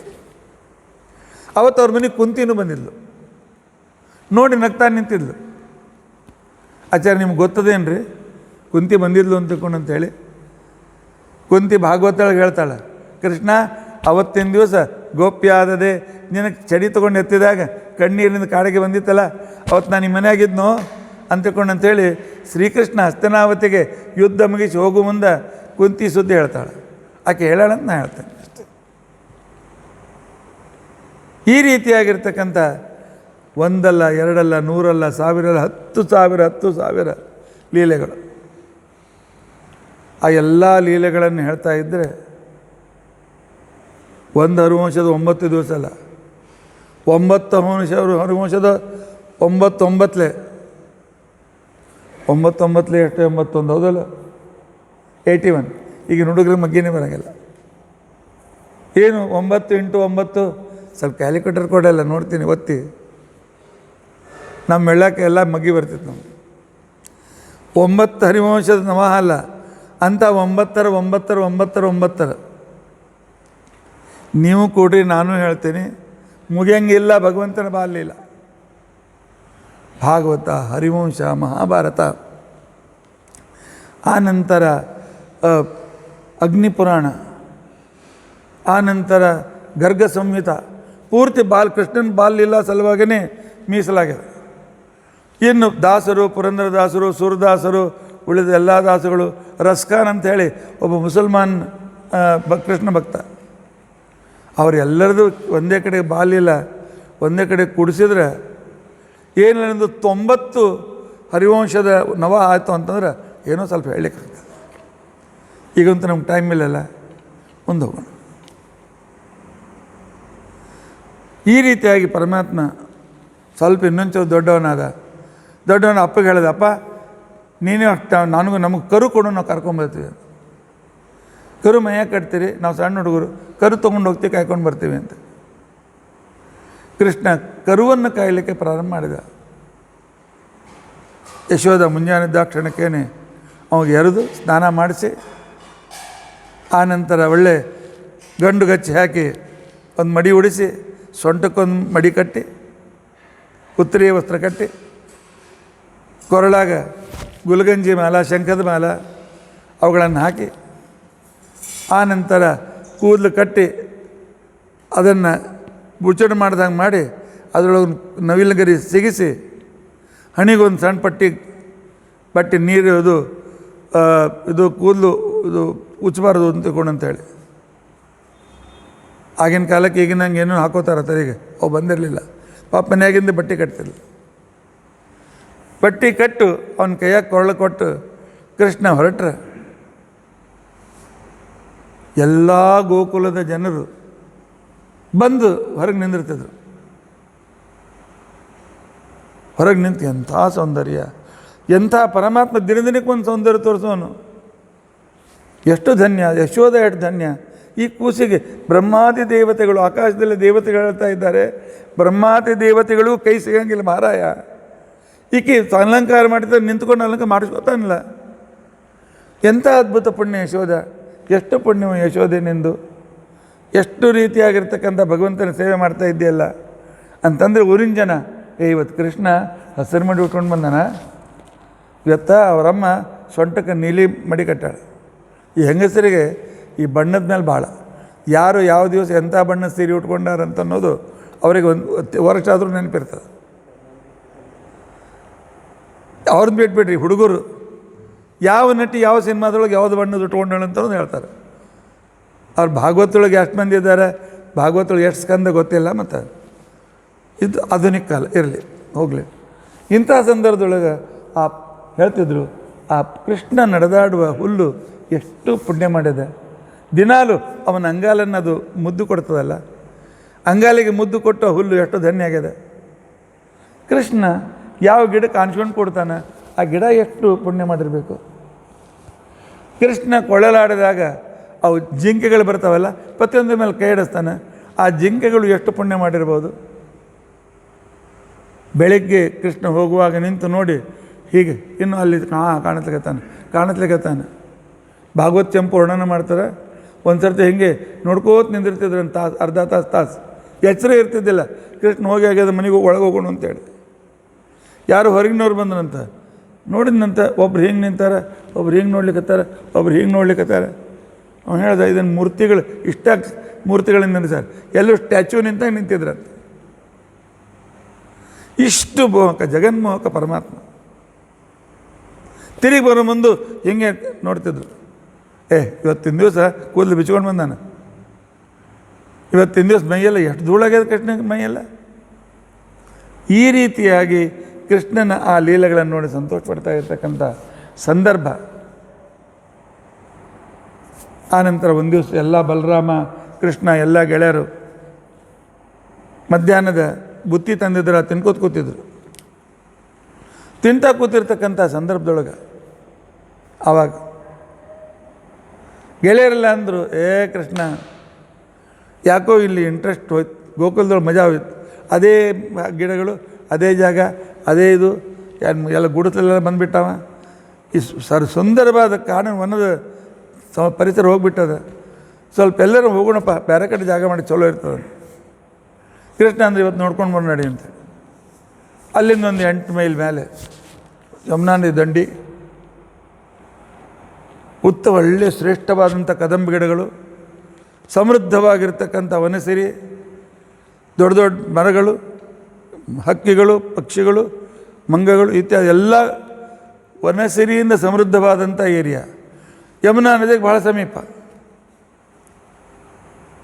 ಈ ಜಾಗ ಚಲೋ ನೋಡಿ ಕೃಷ್ಣ ಅಂತ ತಿಳ್ಕೊಂಡಂತ.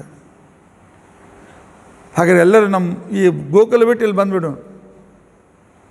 ಕೃಷ್ಣ ನೀನೋ ಹೇಳ್ತಪ್ಪ, ನಮ್ಮ ಅಪ್ಪ ಅಮ್ಮ ಅಂದ್ರೆ ಕೇಳಬೇಕಲ್ಲ, ಮನೆ ಬಿಟ್ಟು ಬರ್ತಾರೆ, ನೀ ಮನೆ ಮತ್ತೆ ಹೊಸ ಮನೆಯಲ್ಲಿ ಕಟ್ಕೊಂಡು. ಕೃಷ್ಣ ಅದ, ನಾನು ನೋಡ್ತೀನಿ, ಅಲ್ಲಿ ವ್ಯವಸ್ಥೆ ಮಾಡ್ತೀನಿ ಅಂದರೆ. ಅವತ್ತು ಬಂದು ರಾತ್ರಿ ಅಪ್ಪನಿಗೆ ಹೇಳ್ದಪ್ಪ, ಇವ್ರ ಬೇಸರಕ್ಕೆ ಬಂತು, ನೀರು ತರಲಿಕ್ಕೆ ಎಲ್ಲರಿಗೆ ತ್ರಾಸಾಗ್ಲಿಕ್ಕೆ ಯಮುನಾ ದೂರ ಹೋಗ್ಯದ, ಪಾಪ ಹೆಣ್ಮಕ್ಳು ಎಷ್ಟು ಕಟ್ಪಡ್ಬೇಕು, ನೀವು ಗಂಡಸರು ನಿಮಗೇನು ಗೊತ್ತಾಗ್ತದೆ. ಅದರಿಂದಾಗಿ ನಾವು ನದಿ ತೀರದಲ್ಲಿ ಹತ್ತಿರ ವೃಂದಾವನದ ಹೋಗು ನಡಿ ಅಂತ ತಿಳ್ಕೊಂಡು ನಂದ ಅಂದ ಊರ ಮಂದಿ ಒಪ್ಪೇಕಲ್ಲೋ ಕೃಷ್ಣ, ಹೇಳಿ ನೋಡು.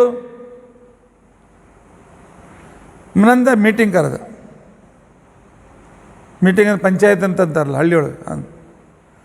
ಕೃಷ್ಣ ಮತ್ತು ಕೆಲವು ಬಾಲಕರ ಅಭಿಪ್ರಾಯ ಹಿಂಗೆ ಅದ, ಇಲ್ಲೆಲ್ಲ ಗುಡಿಸಲು ಭಾಳ ಆಗಿ ಹೊಲಸಾಗಿ ಕಸ ಎಲ್ಲ ಅಲ್ಲಿ ಇಲ್ಲಿ ಗಿಟಾರ್ ಹೊಲಸಾಗ್ಯದ, ಚಲೋ ಜಾಗ ಅದ ಹೋಗೋಣ ಅಂತಂತಾರಂತ.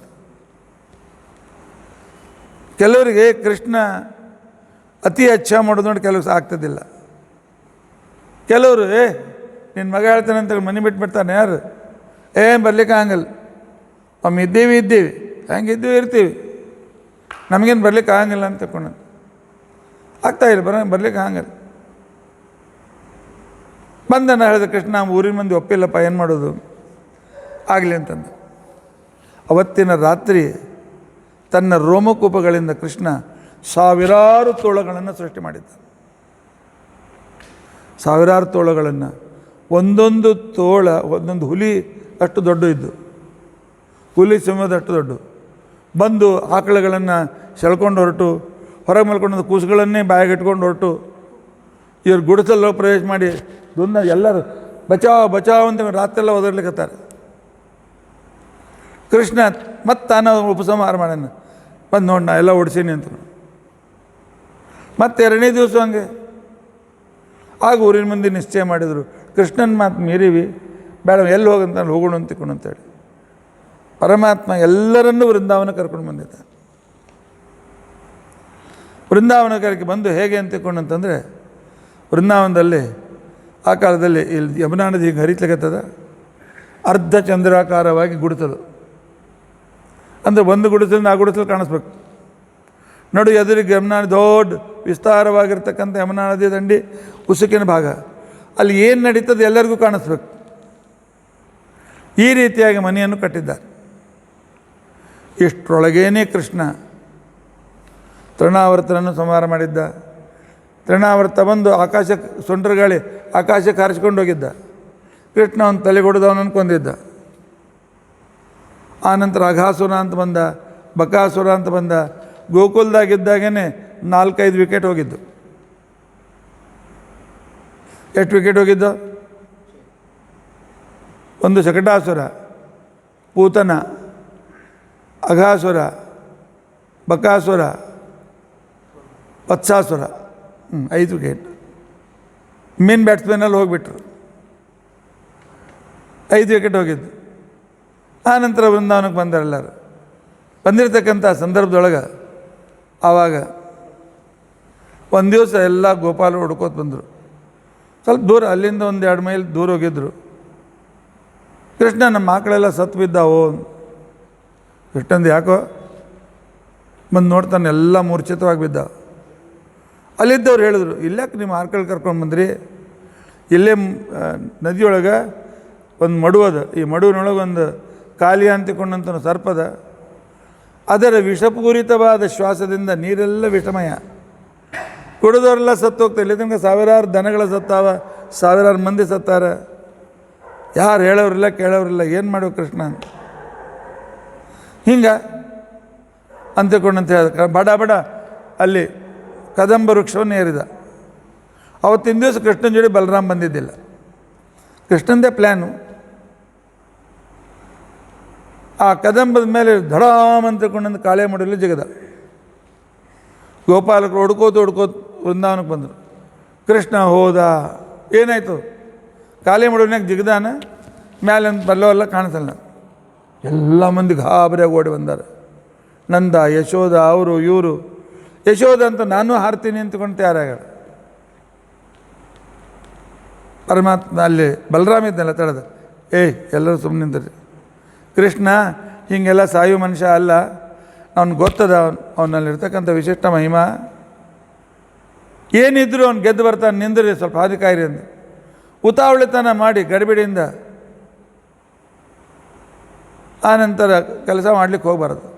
ಗಡಿಬಿಡಿಯಿಂದ ಮಾಡಿದ ಕೆಲಸ ಅಂತಿಕೊಂಡಂತೇನೆ ಅದು ಯಾವಾಗಲೂ ನಮ್ಗೆ ಉಲ್ಟಾ ಹೋಗ್ತದೆ. ಕೆಲವು ಸಲ ವಿರುದ್ಧ ಪರಿಣಾಮ ಬೀಳ್ತದೆ. ಇಂಥ ಸಂದರ್ಭದೊಳಗೆ ಆವಾಗ ಅಷ್ಟರಲ್ಲಿ ಕೃಷ್ಣನ ಮಡುವಿಗೆ ಜಿಗಿದದ್ದು ನೋಡಿ ಅನೇಕ ಸರ್ಪಗಳು ಇವನನ್ನು ಕತ್ತಲಿಕ್ಕೆ ಬಂದಾವ. ಮುಖ್ಯ ಸರ್ಪ ಕಾಲಿಯ ನೋಡ್ತಾನೆ, ಯಾವನೋ ಒಬ್ಬ ಹುಡುಗ ನನ್ನ ಮನೆಗೆ ಬಂದಾನ, ಆಯ್ತು ಮುಗಿಸ್ಬಿಡೋಣ, ತಿಂದು ಹಾಕಿಬಿಡೋಣ ನಿಮ್ಗೆ ಅಂತಕೊಂಡು ಅಂತೇಳಿ ತನ್ನ ಹೆಡೆ ಭಾಗಲ್ಲ, ತನ್ನ ಬಾಲದ ಭಾಗ ಕೃಷ್ಣನ ಕಡೆಗೆ ತಗೊಂಡು ಅವನು ಕಟ್ಟಿ ಎಳಿಬೇಕು ಅಂತೇಳಿ ತನ್ನ ಹತ್ರ ಬಂದಿರತಕ್ಕಂಥ ಭಾಗ ನೋಡಿ ಕೃಷ್ಣ ಕಾಲಿನಿಂದ ಅದನ್ನು ಜೋರಾಗಿ ತುಳಿದ್ಬಿಟ್ಟ. ಅವನು ತುಳುವಿಕೆಗೆ ಈ ರಕ್ತ ಕಾರ್ಲಿಕ್ಕೆ ಚಾಲು ಮಾಡ್ಯಾನ ಯಾರು? ಕಾಲಿಯ. ಆಗ ಕೃಷ್ಣ ಆ ಕಾಲಕ್ಕೆ ತಣ್ಣನೆ ಜಿಗಿದು ಅವನ ತಲೆ ಮೇಲೆ ಕೂತ್ಕೊಂಡು ಕಾಲಿಯನ್ನು ಹಾಕಿ ಸಿರ್ಕೆ ಉಪ್ಪರ್. ಆಗ ಅದು ತಲೆ ಮೇಲೆ ಭಾರ ಆಯಿತು ಅಂತ ನಾವೇನು ಮಾಡ್ತೀವಿ, ಜಾಡಿಸಿ ಹಿಂಗೆ ಮಾಡಿ ತಲೆ ಖಾಲಿ ಮಾಡ್ಕೊಳಕ್ಕೆ ಚಾಲು ಮಾಡ್ತೀವಿ. ಜಾಡಿಸಿ ಮಾಡ್ತಕ್ಕಂಥ ಸಂದರ್ಭದೊಳಗೆ ಹಿಂಗೆ ಮ್ಯಾಲೆ ಬಂತು, ಮಂದಿಯಲ್ಲಿ ನೋಡ್ಲಿಕ್ಕೆ ಹತ್ತಾರ, ರಕ್ತರೇ ಮ್ಯಾಲೆ ಬಂದದ. ಇನ್ನು ಒಳಗಂತೂ ಏನಾಗ್ಯದೋ ಗೊತ್ತಿಲ್ಲ, ಕೃಷ್ಣ ಸತ್ತಾನೋ ಕಾಲಿಯ ಸತ್ತಾನೋ ಯಾರಿಗೆ ಗೊತ್ತು ಅಂತಕೊಂಡಂತ. ಇಲ್ಲ ಇದು ಕೃಷ್ಣನ ಮಂದಿಯರಿಗೆ ಕೆಲವು ಕಿತಾಪತಿ ಭಾಳ ಇರುತ್ತೆ, ಇದು ಕೃಷ್ಣಂದೇ ರಕ್ತ, ಏನು ತೆಗೆದು ನೋಡಿದ್ರೇನು? ಕೃಷ್ಣನ ಶರೀರ ಜ್ಞಾನಾನಂದಾತ್ಮಕವಾದ ಶರೀರ, ಕತ್ತರಿಸೋದು ರಕ್ತ ಬರೋಂಗಿಲ್ಲ. ತೋರಿಸ್ತಾನೆ ಸೃಷ್ಟಿ ಮಾಡಿ ಅಲ್ಲಿ ಹೆಂಗೆ ಆಗಿಂದಾಗ ಹೊರಗಿಂದ ಒಳಗಿಂದ ಬರೋಂಗಿಲ್ಲ. ಅಚ್ಛೇದ್ಯೋಯಂ ಯದಾಯೋಯಂ ಅಖಿಲೇದ್ಯೋ ಅಶ್ಯೋಷ್ಟೇವಚ. ಆ ಕಾಲಕ್ಕೆ ಕೃಷ್ಣ ಹೆಡೆ ಮೇಲೆ ಬಂದ ಕ್ಷಣಕ್ಕೇನೆ ಕುಣಿಲಿಕ್ಕೆ ಪ್ರಾರಂಭ ಮಾಡಿದ್ದಾನೆ. ಅವನ ನರ್ತನ ನೋಡಿ ರುದ್ರದೇವರು ವಿಚಾರ ಮಾಡ್ತಾರೆ, ನಾನೇ ನಟರಾಜ, ನೃತ್ಯದ ದೇವತ, ನನಗೆ ಈ ಸ್ಟೆಪ್ಸ್ ಗೊತ್ತಿಲ್ಲ, ಈ ಕೃಷ್ಣ ಯಾರ ಹತ್ರ ಕಲ್ತಾನೆ ಯಾರಿಗೆ ಗೊತ್ತು. ಆ ಕಾಲಕ್ಕೆ ಅಲ್ಲಿ ದೇವತೆಗಳಲ್ಲಿ ಸಂಗೀತ ಪ್ರಾರಂಭ ಆಗ್ಯದ.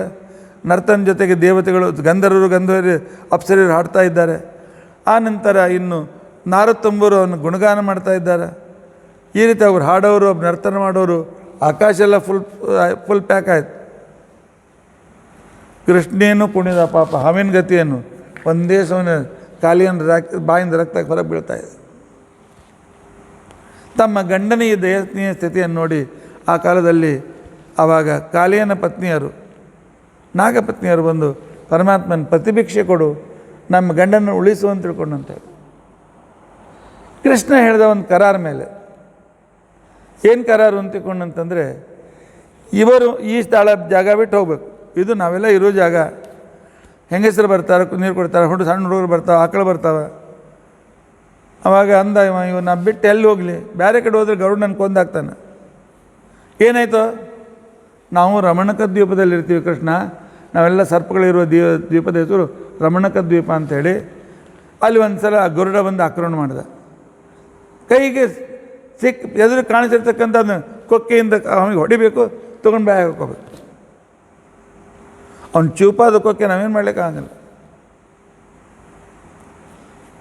ಅದನ್ನು ಆವಾಗ ನಮ್ಮೆಲ್ಲ ಹಿರಿಯರು ಸೇರಿ ಏನು ಮಾಡಿದರು ಅಂತಂದ್ರೆ, ಗರುಡ ಒಂದೇ ದಿವಸ ನಮ್ಮನ್ನು ಕೊಂದು ಮತ್ತು ನಾಳೆ ಏನು ತಿಂತೀರಿ, ದಿನ ಮಧ್ಯಾಹ್ನ 12 ಗಂಟೆಗೆ ಬಾ, ದಿನಕ್ಕೆ ನಿನಗೆ ಒಂದು ಚಲೋ ಹಾವು ಅಲ್ಲಿಟ್ಟಿರ್ತೀವಿ, ತಿನ್ನು ಹೊಟ್ಟೆ ತುಂಬಿಸ್ಕೊಂಡು ಹೋಗು.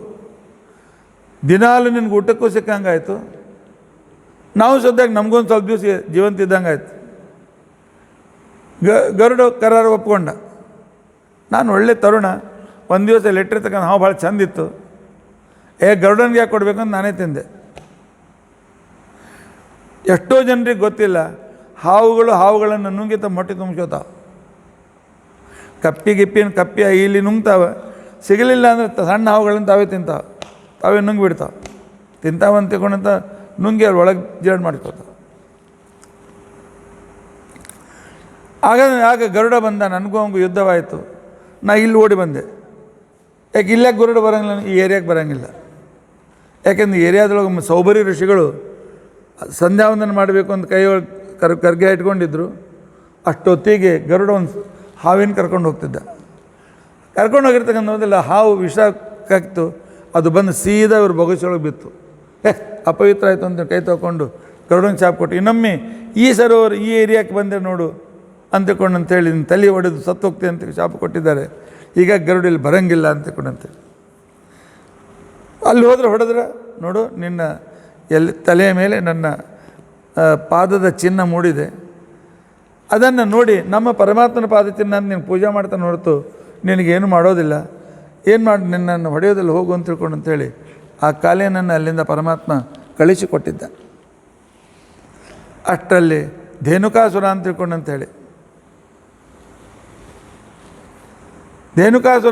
ಅಂತೇಳಿ ಅಲ್ಲಿ ಅನೇಕ ತಾಳೆ ವೃಕ್ಷಗಳಿದ್ದು, ತಾಳೆ ವೃಕ್ಷದಲ್ಲಿ 2 ಥರ, ಒಂದು ಸರಿ ಮಾಡ್ತಕ್ಕಂಥ ತಾಳೆ ಹುಳ ಕಾಯಿ ಆಗ್ತವೆ, ಇನ್ನೊಂದು ತಾಳೆ ವೃಕ್ಷ ಅದು ಬಹಳ ಬೇಸಿಗೆ ಕಾಲದಲ್ಲಿ ತಂಪು.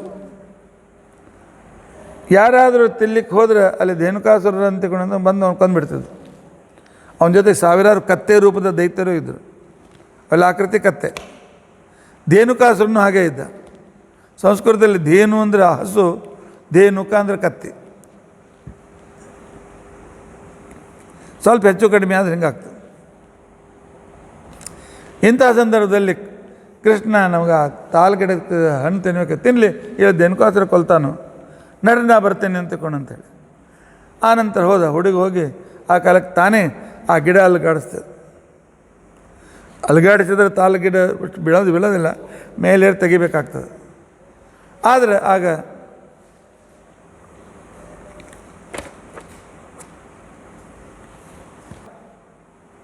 ಕೃಷ್ಣ ಬೀಳಿಸಂತಗೊಂಡಂತೆ ಬೀಳಿಸ್ಲಿಕ್ಕೆ ಚಾಲು ಮಾಡಿದ ಧೇನುಕಾಸುರ ಸಾವಿರಾರು ಕತ್ತೆಗಳನ್ನು ತೊಗೊಂಡು ಬಂದ. ಎಲ್ಲರೂ ರುದ್ರದೇವರು ವರದಿಂದ ಅವಧ್ಯರಾಗಿರ್ತಕ್ಕಂಥವ್ರು. ಕೃಷ್ಣನ ಮೇಲೆ ಆಕ್ರಮಣ ಮಾಡಿದ. ಕೃಷ್ಣ ಆ ಕಾಲಕ್ಕೆ ಏನು ಮಾಡಿದ ಅಂತಕೊಂಡಂತಂದ್ರೆ ಆ ಧೇನುಕಾಸುರನಿಗೆ ಹೊಡೆದು ಕೊಂದು ಅವನನ್ನು ಎತ್ತಿ ಗಿಡಕ್ಕೆ ಎಸೆದ್ರೆ ಆ ಗಿಡ ಅಲುಗಾಡಿ ಬೀಳ್ತದೆ. ಹಿಂಗೆ ಅನೇಕ ಕತ್ತಿಗಳು ಬಂದಾಗ ಬಲರಾಮ ಕೃಷ್ಣ ಕತ್ತಿ ಬಂದಾಗ ಕ್ಷಣಕ್ಕೆ ಎತ್ತಬೇಕು, ಕರಗರ ತಿರುಗಿಸ್ಬೇಕು, ಆ ಪರ್ವತದ ಮೇಲೆ ಎಸಿಬೇಕು, ಕಲ್ಲೆಸ್ದಂಗೆ ಬೇಕಾದಷ್ಟು ಹಣ್ಣುಗಳು ಕೆಳಗೆ ಬೀಳ್ಬೇಕು. ಗೋಪಾಲಕರು ತೃಪ್ತಿ ಆಗೋಷ್ಟು ತಿನ್ನಿರಿ ಅಂತ, ಆಜು ಬಾಜುಕಿನ ಬಂದು ನೀವು ತಿನ್ನಿರಿ ಅಂತ ಹೇಳಿದ ಕೃಷ್ಣ. ಇನ್ನೊಂದು ಸಂದರ್ಭದಲ್ಲಿ ಅಷ್ಟೊತ್ತಿಗೆ ಕಂಸಗೆ ಅರ್ಥ ಆಗಿತ್ತು, ಬಹುಶಃ ನನ್ನ ಮೃತ್ಯು ಇಲ್ಲೇ ಇರ್ಬೋದು ಅಂತೇಳಿ. ಯಾಕಂದ್ರೆ ಈಗಾಗಲೇ ಅವನು 7 ಮಂದಿ ಬ್ಯಾಟ್ಸ್ಮನ್ ಹೋಗಿಬಿಟ್ಟಿದ್ರು, 7 ವಿಕೆಟ್ ಬಿದ್ದಿದ್ದು. ಅದ ಇಂಥ ಹಸುರನ್ನು ಒಬ್ಬ ಸಣ್ಣ ಹುಡುಕೊಲ್ತಾನಂತಂದ್ರೆ ಏನೋ ಕಿತಾಪತಿ ಅದ ಅಂತ ತಿಳ್ಕೊಂಡಂತೆ. ಆಗ ಆ ಕಾಲದಲ್ಲಿ ಪ್ರಲಂಬಾಸುರನ ಅಂತನೂ ಕಟ್ತದೆ. ಪ್ರಲಂಬಾಸುರ ಒಂದು ಗೋಪಾಲಕರ ವೇಷದಿಂದ ಇವರು ಗುಂಪಿನಾಗ ಸೇರಿಕೊಂಡ. ಕೃಷ್ಣಗೆ ಗೊತ್ತಾಯಿತು. ಕೃಷ್ಣ ಅದ ನಾವು 2 ಪಾರ್ಟಿ 2 ಭಾಗಿ ಬಾಂಡೋಣ, ಆಟ ಆಡೋಣ. ಯಾರು ಸೋಲ್ತಾರೆ ಗೆದ್ದವ್ರನ್ನ ತನ್ನ ಹೆಗಲ್ ಮೇಲೆ ಕುಡಿಸ್ಕೊಂಡು ಹೋಗು. ಆಗ ಕೃಷ್ಣನ ಪಾರ್ಟಿಯೊಳಗೆ ಅವನು ಬಂದು ಸೇರ್ಕೊಂಡಿದ್ದ. ಆವಾಗ ಬಲರಾಮನ ಪಾರ್ಟಿ ಸೋತು ಆಯ್ತು. ಆವಾಗ ಇವನು ಕೃಷ್ಣನ ಪಾರ್ಟಿ ಸೋತು, ಧೇನುಕಾಸುರನ ಪಾರ್ಟಿ ಸೋತೋಯ್ತು, ಕೃಷ್ಣನ ಪಾರ್ಟಿ ಗೆತ್ತು. ಆವಾಗ ಅವೇನು ಮಾಡಿದ ಅವನು ಪ್ರಲಂಬಾಸುರ, ಇಲ್ಲ ನಾನು ಎಲ್ಲರನ್ನ ಹೆಗಲ ಮೇಲೆ ಕುಡಿಸ್ಕೊಂಡು ಅಲ್ಲಿ ತನಕ ಕರ್ಕೊಂಡು ಹೋಗ್ತೀನಿ ಅಂತ ಬಂದು ಬಲರಾಮನ ಕೊಡಂತ ಹೇಳ್ದ. ಬಲರಾಮನ ಕೂಡ ಸ್ವಲ್ಪ ದೂರ ಹೋಗಿ ಮೇಲೆ ಹಾರ್ಲಿಕ್ಕೆ ಚಾಲು ಮಾಡೋದು. ಬಲರಾಮ ಹೇಳಿದ, ಕೃಷ್ಣ ಬಲರಾಮ ನೀ ಶ್ರೇಷ್ಠ ಇದ್ದೀನಿ ನೆನ್ಪು ಮಾಡ್ಕೋ, ಮುಗಿಸ್ಬಿಡೋನ್ನ 5 2 50 2 0. ಏನು 50 2 0? 50 ಫೂಟ್ ಮ್ಯಾಲೆ ಹೋದ್ಮೇಲೆ ತಲೆಗೆ 2 ಗುದ್ದು ಅವ 0 ಆಗ್ತಾನೆ, ಕೆಳಗೆ ಬಂದ. ಪ್ರಲಂಬಾಸುರನನ್ನು ಈ ರೀತಿಯಾಗಿ ಸಂಹಾರ ಮಾಡಿದ್ದಾರೆ. ಅಷ್ಟಲ್ಲಿ ಅನೇಕ ಹೋಮಕುಂಡಗಳು ತಯಾರಾದವು, ಮಂಟಪ ತಯಾರಾಯಿತು, ಊಟದ ಸಲುವಾಗೆಲ್ಲ ಅಕ್ಕಿಗಳಿಗೆ ಬಂದು, ಆ ನಂತರ ಅನೇಕರಿಗೆ ಬೆಲ್ಲ ಸಕ್ಕರೆ ಎಲ್ಲ ಅನೇಕ ಬಂತು. ಬ್ರಾಹ್ಮಣರು ಬರಲಿಕ್ಕೆ ಚಾಲು ಮಾಡಿದ್ರು. ಕೃಷ್ಣ ನೋಡಿದ ಮಂಟಪ ನೋಡಿ, ಏನಪ್ಪ ಇಷ್ಟು ಲಗು ನಾನು ಮದುವೆ ಮಾಡ್ತೀವೇನೋ, ಯಾಕೆ ಮಂಟಪ ಕಟ್ಟಿಸ್ತಕತ್ತಿ, ಶಾಮಿಯಾನ ಯಾಕೆ ಅಂತ ಕೇಳೋಂಗ. ನೀನು ಮದುವೆ ಅಲ್ಲೋ, ನಾವು ಪ್ರತಿ ವರ್ಷ ಇಂದ್ರನ ಪೂಜೆ ಮಾಡ್ತೀವಿ, ಈ ಸಲ ಸ್ವಲ್ಪ ವಿಜೃಂಭಣೆಯಿಂದ ಮಾಡಬೇಕು ಅಂತೇಳಿ ಮಾಡೀವಿ. ಇಂದ್ರನೇ ನಮಗೆ ಮಳೆ ಕೊಡ್ತಕ್ಕಂಥವನು, ಅವನನ್ನು ಪೂಜೆ ಮಾಡಿದ್ರೆ ಯೋಗ್ಯ ರೀತಿಯಾಗಿ ಮಳೆಗಳೇ ಬರ್ತದೆ ಅಂತೇಳಿ. ಕೃಷ್ಣಂದ ಏನು ಹುಚ್ಚತಾನೆ, ಇಂದ್ರ ಲಂಚ ಬೇಡ್ತಾನೇನು, ಲಂಚ ಬೇಡೋರು ದೇವತೆಗಳಿರ್ತಾರೇನು, ನಾವು ಒಪ್ಪೋದಿಲ್ಲ. ಯಜ್ಞೆಯಾಗ ನಾವೆಲ್ಲರೂ ವೈಶ್ಯರು ವೈಶ್ಯರಾದ್ದರಿಂದ ನಮಗೆ ಯಜ್ಞಾಗಾದಿಗಳು ಬ್ರಾಹ್ಮಣರು ಮಾಡಿಕೊಳ್ಳಬೇಕಾದ್ರೆ ಮಂತ್ರಯಜ್ಞ ಪರಾಭಿಪ್ರಾಯ. ಅಪ್ಪ ನನಗೊಂಚೂರು ಅಲ್ಲಿ ಕೇಳೀನಿ, ಮಂತ್ರ ಹೇಳಿ ತುಪ್ಪ ಹಾಕಿ ಯಜ್ಞಾಗಾದಿಗಳನ್ನು ಮಾಡೋದು ಬ್ರಾಹ್ಮಣರು ಮಾಡಬೇಕು. ಸೀತಾ ಯಜ್ಞಾಶ್ಚ ಕರ್ಷಕ, ಒಕ್ಕಲಿಗರು ಹೊಲ ಉಳ್ತಕ್ಕಂಥವರು ಸರಿಯಾಗಿ ಹೊಲ ಉಂಡು ಹೊಲವನ್ನೇ ಪೂಜೆ ಮಾಡಬೇಕು, ಅವ್ರಿಗೆ ಹೊಲದ ದೇವತಾ. ಗಿರಿಯಜ್ಞಾಸ್ ತಥಾ ಗೋಪಾಹ, ನಾವು ಗೋಪಾಲಕರು ಪರ್ವತದ ಪೂಜೆ, ಆಕಳ ಪೂಜೆ ಮಾಡಬೇಕು. ಯಾಕೆ ನಮ್ಮ ಆಕಳುಗಳು ಪರ್ವತದ ಮೇಲೆ ತನಕ ಹೋಗಿ ಅಲ್ಲೇ ತಿಂದ್ಕೊಂಡು ತಿರುಗಿ ಬರ್ತಾವಲ್ಲ, ಆದ್ದರಿಂದಾಗಿ ನಮಗೆ ಪರ್ವತ ಪೂಜ್ಯವಾಗಿರ್ತಕ್ಕಂಥದ್ದು. ಆದ್ದರಿಂದ ನಡೀರಿ ನಾವು ಇವತ್ತಿನಿಂದ ಗೋವರ್ಧನ ಗಿರಿಯನ್ನೇ ಪೂಜೆ ಮಾಡೋಣ ಅಂತ ತಿಳ್ಕೊಂಡಂತೇಳಿ. ಅಲ್ಲೇ ನನ್ನ ಗೋವರ್ಧನ ಅಭಿಮಾನಿ ದೇವತಾ ಇದ್ದ. ಒಂದು ಸಲ ಭೇಟಿಯಾಗಿ ಹೇಳ್ದ, ಸಿಟ್ಲೆ, ಏನೋ ಕೃಷ್ಣ ನಿಮ್ಮವ್ರು ಯಾರೂ ನನಗೆ ನೈವೇದ್ಯ ತೋರಿಸಂಗಿಲ್ಲ ಬಿಡೋಂಗಿಲ್ಲ, ನನ್ನಿಂದಲೇ ಮಳೆಗಿಳಿ ಬರ್ತದೆ ಅಂತಿಕೊಂಡಂತ ಹೇಳ್ದ. ನಾನು ಇಲ್ಲ, ಎಲ್ಲನೂ ಕರ್ಕೊಂಡ್ಬರ್ತೀನಿ ಅಂತ ಹೇಳಿದೆ, ನಡಿ ಹೋಗೋಣ ಅಂತಿಕೊಂಡಂತ. ತಾನೇ ಅಲ್ಲಿ ಗಿಡದ ಕೆಳಗೆ ಒಂದು ಕೃಷ್ಣ ರೂಪ ಹಾಕ್ಕೊಂಡು ಕೂತ್ಕೊಂಡು, ದೇವತಾ ರೂಪ ಹಾಕಿ ಚತುರ್ಭುಜ ರೂಪದಿಂದ ಕೂತ್ಕೊಂಡು ಬಂದಿರತಕ್ಕಂಥ ಎಲ್ಲರಿಗೆ ಬಂದ್ರಿ ಭಾಳ ಒಳ್ಳೆಯದಾಯಿತು, ನನಗೆ ಉತ್ಸವ ಮಾಡಿ ನನಗೆ ಅಂತಿಕೊಂಡಂತೇಳಿ ಉತ್ಸವ ಮಾಡಿ ಅವನಿಗೆ ನೈವೇದ್ಯ ತೋರಿಸಿ ಆಕಳಿಗೆ ಬ್ರಾಹ್ಮಣರಿಗೆ ಸಾಕಾಡು ಹೊಟ್ಟೆ ತುಂಬಿಸಿ ಮುಗೀತು. ಇಂದನಕ್ಕೆ ಸೆಟ್ ಬಂತು. ಈ ಒಬ್ಬ ಹುಡುಗ ನನ್ನ ಜೊತೆಗೆ ಸ್ಪರ್ಧಾ ಮಾಡ್ತಾನಲ್ಲ, ನನ್ನ ಪೂಜಾ ನನ್ನ ಯಜ್ಞ ನಿಂದ್ರಿಸಿದ್ನಲ್ಲ ಅಂತ ತಿಳ್ಕೊಂಡಂತೇಳಿ ಸಾಮರ್ಥಕ ಮೋಡಗಳು, ಪ್ರಳಯ ಕಾಲದ ಮೋಡಗಳಿಗೆ ಕಳಿಸ್ಕೊಡ್ತಾನೆ. ಅವು ಮಳೆಗರಿತಾ ಇದ್ರೆ ಸ್ಥೂಣ ಸ್ಥೂಲಾಹ ವರಡಧಾರಾಹ, ಒನಕಿಯಟ್ಟು ದಪ್ಪು ಮಳೆ ಧಾರ ಇತ್ತಂತ. ಮಳೆಯ ನೀರಿನ ಧಾರೆ ಬಂತಂದ್ರೆ ಅದು ಒನಕಿಯಟ್ಟು ದಪ್ಪ ಇತ್ತು. ನಿಮ್ಮ ಇಂಥ ದಪ್ಪ ಸುರಿದ್ರೆ ಏನು ಗತಿ? 10 ನಿಮಿಷದಲ್ಲಿ ವೃಂದಾವನ ಮಹಾಪೌರ ಬಂದು ಎಲ್ಲ ಗುಡಿಸಲು ಹೋಯ್ತು. ಎಲ್ಲರೂ ಕೃಷ್ಣ ಉಳಿಸು ಅಂತ ತಿಳ್ಕೊಂಡಂತ ಇದ್ದಾರೆ. ಆ ಕಾಲದಲ್ಲಿ ಪರಮಾತ್ಮ ಗೋವರ್ಧನ ಪರ್ವತವನ್ನು ಎತ್ತಿ ಆಗ ಅಲ್ಲಿ ಅವರನ್ನು ಸಂರಕ್ಷಣೆ ಮಾಡಿದ್ದಾನೆ. ಇಂದ್ರ ಶರಣಾಗತನಾಗಿದ್ದಾನೆ. ಅಲ್ಲಿಂದ ಪರಮಾತ್ಮ ಇಂದ್ರ ತನ್ನ ಸಿಂಹಾಸನವನ್ನೇ ತಂದು ಕೃಷ್ಣನನ್ನು ಕೂಡಿಸಿ, ಪರಮಾತ್ಮ ನೀನು ಸರಿ ಗೋಕಾಲನ್ನು ಅಷ್ಟೇ ಸಂರಕ್ಷಣೆ ಮಾಡೋಂಗಿಲ್ಲ, ನಿಜವಾದ ಗೋವಿಂದ ನೀನೇ ಅಂತೇಳಿ ಸ್ವತಃ ಕಾಮಧೇನು ಬಂದು ತನ್ನ ಕೆಚ್ಚಲಿನಿಂದ ಕೃಷ್ಣನಿಗೆ ರಾಜ್ಯಾಭಿಷೇಕ ಮಾಡ್ಯದು. ಅಂದರೆ ಕೃಷ್ಣನ ಸಿಂಹಾಸನ ಕೂಡಿಸಿದಾಗ ಅದಕ್ಕಿಂತ ಎತ್ತರ ರೂಪ ತೆಗೆದುಕೊಂಡು ತನ್ನ ಕೆಚ್ಚಲಿನಿಂದ ಡೈರೆಕ್ಟ್ ಗಿಮ್ಗಿ ತೊಗೊಂಡು ಹೊಲಸಾಗ್ತಾ ಬಾ ಅಂತಕೊಂಡು ಅಂತೇಳಿ ತಾನೇ ಅದರ ಮಿಂದ ತನ್ನ ಕೆಚ್ಚಲಿನಿಂದ ಅವನ ಮೇಲೆ ದುಗ್ಧಧಾರಿ ನೀರಿದ ಅಭಿಷೇಕ ಮಾಡಿದ. ಇಂದ್ರ ಶರಣಾಗತನಾಗ್ಯಾನ. ತಿರುಗಿ ಬಂದ ಕ್ಷಣಕ್ಕೇನೆ ಎಲ್ಲ ಗೋಪಾಲಕರು ಮಾತಾಡ್ಕೊಳ್ತಾ ಇದ್ದಾರೆ. ಇಷ್ಟೆಲ್ಲ ಮಾಡ್ತಾನಲ್ಲ, ಇವ ಸಾಮಾನ್ಯ ಮನುಷ್ಯ ಇರಬೇಕು, ಮನುಷ್ಯ ಆಗಿರಲಿಕ್ಕಿಲ್ಲ, ದೇವರಾಗಿರ್ಬೇಕು. ಯಾಕಂತಂದ್ರೆ ಅವತ್ತು ಕಾಲಿಯ ಮರದಲ್ಲಿ ಮುಗಿದ ದಿವಸ ರಾತ್ರಿ ನಾವೆಲ್ಲ ಕಾಡಿನಾಗ ಸಿಕ್ಕಿಬಿದ್ದಾಗ ಬೆಂಕಿ ಎತ್ತಿದಾಗ ಬೆಂಕಿ ಕೊಡೋದು ಬಿಟ್ಟ. ಆ ನಂತರ ನಂದನ ಸಿಕ್ಲು ಹೋದಾಗ ವರ್ಣಲೋಕಕ್ಕೆ ಅವನು ಕರ್ಕೊಂಡು ಹೋದ್ರೆ ಆ ಕಾಲದಲ್ಲಿ ಆ ವರ್ಣಲೋಕದಲ್ಲಿ ಅವ್ರನ್ನ ಬಿಡಿಸ್ಕೊಂಡು ಬಂದ. ಅವರಮ್ಮ ಒಂದು ದಿವಸ ಅವನ ಸೊಂಟಕ್ಕೆ ಮೊಸರು ಗಡಿಗೆ ಹೊಡೆದ ಅಂತಕೊಂಡಂತ ಕಟ್ಟಿದ್ಲು, ಒರಳು ಕಟ್ಟಿದ್ಲು. ಅದನ್ನು ಹೋಗಿ ಜಗ್ಗಿ ಆ ಗಿಡಗಳನ್ನು ಬೆಳೆಸಿದ. ಇದೆಲ್ಲ ನೋಡಿದರೆ ಬಹಳ ಶ್ರೇಷ್ಠ ಕಾರ್ಯ ಇರಬೇಕು ಅಂತೇಳಿ ಎಲ್ಲ ಹಿರಿಯರು ಸೇರಿ ಕೃಷ್ಣನ ಹತ್ರ ಬಂದು, ಕೃಷ್ಣ ಖರೆ ಹೇಳಪ್ಪ, ನೀ ಯಾರಿದ್ದೆ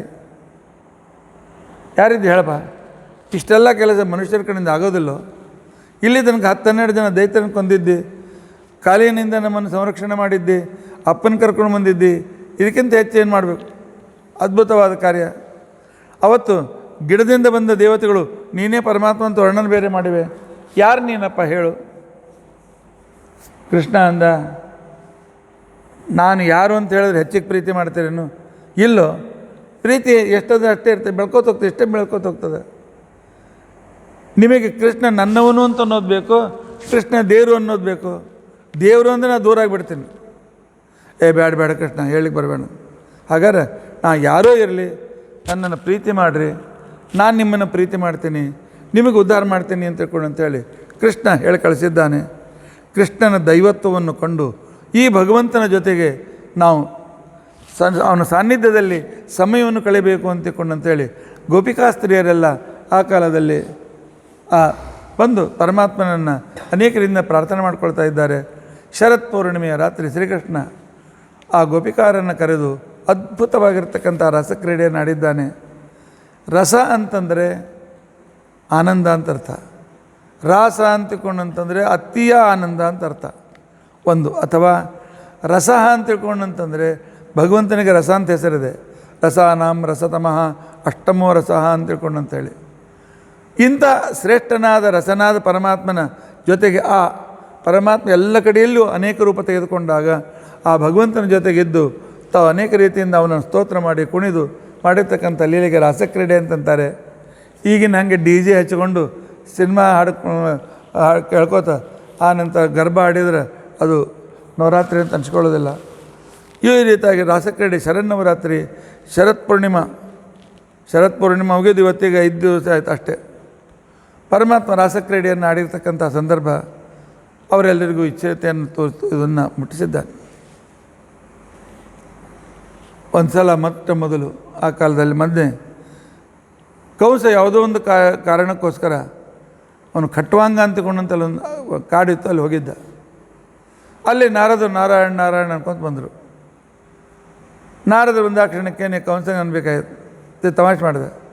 ನಾರದರೆ ಏನು ನಾರಾಯಣ ಅಂತೀರಿ, ಏನು ತೊಗೊಂಡು ನಿಮ್ಮ ನಾರಾಯಣ ಮಾಡಬೇಕು, ಏನು ಮಾಡಿದೆ, 8ನೇ ಗರ್ಭದಿಂದ ಕೊಲ್ತೀನಿ ಅಂತಂದಲ್ಲ, ಎಲ್ಲಿ ಓಡೋದು ನಿಮ್ಮ ಕೃಷ್ಣ, ಎಲ್ಲೋದ ನಿಮ್ಮ ನಾರಾಯಣ, ಎಲ್ಲ ಕಡೆ ಹುಡುಕಿಸೋದು ಇಲ್ಲೇ ಇಲ್ಲ, ಹೆಣ್ಣು ಹುಟ್ಟಿದ್ದು ಮುಗಿಸ್ಬಿಟ್ಟೆ ಅದನ್ನು, ನಿಮ್ಮ ಮಾತು ಸುಳ್ಳಾಯ್ತು ನಾರದರು. ಹೇಳಿದ್ರು ನನ್ನ ಮಾತು ಸುಳ್ಳಾಗಿಲ್ಲ, ಇಲ್ಲಿ ತನಕ ನಿಂದೊಂದು ಟೀಮ್ ಹೋಗ್ಯೋದು ಗೊತ್ತದಲ್ಲ, 12 ಮಂದಿ ಖಲಾಸ್. ಹೌದ್ರಿ, ಅವನು ಯಾವನೋ ಒಂದು ನಂದನ ಮಗ ಅಂತ ಭಾಳ ದುಷ್ಟಾಗ್ಯಾನ. ಅವನು ನಂದನ ಮಗ ಅಲ್ಲೋ, ವಸುದೇವನ ಮಗ. ರಾತ್ರಿ ಹುಟ್ಟಿದ್ದು ಅಲ್ಲಿ ಇಲ್ಲೇ ಹುಟ್ಟಾನ ಕೃಷ್ಣ, ವಸುದೇವ ಎಕ್ಸ್ಚೇಂಜ್ ಮಾಡಿದ.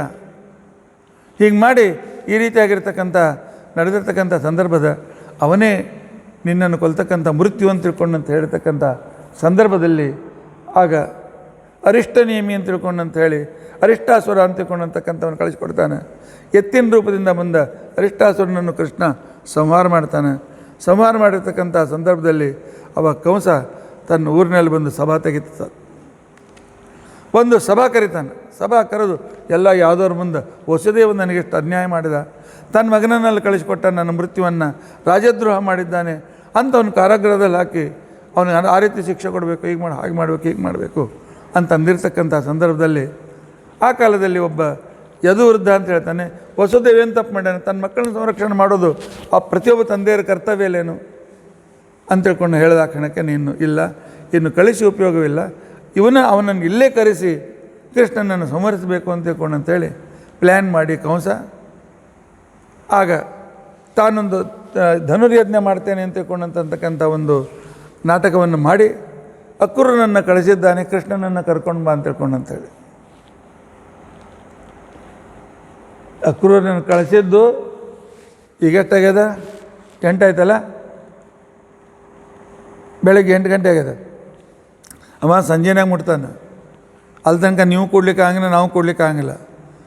ಇವಾಗ ಸಾಯಂಕಾಲ ಮುಟ್ಟಿದ ಮೇಲೆ ಅವ ರಾತ್ರಿ ಏನು ಮುಂಜಾನೆ ಕರ್ಕೊಂಡು ಬರ್ತಾನಲ್ಲ, ಆ ವೇಳಕ್ಕೆ ನಾವು ಮತ್ತೆ ಕೃಷ್ಣ ಅಕ್ರೂರು ಏನಾಯಿತು, ಮುಂದೆ ಯಾವ ಸಂದರ್ಭದಲ್ಲಿ ಈ ಕಥೆ ನಡೀತು ಅಂತ ಅನ್ನೋದನ್ನು ತಿಳಿದುಕೊಳ್ಳೋದಕ್ಕೋಸ್ಕರ ಪ್ರಯತ್ನಿಸೋಣ.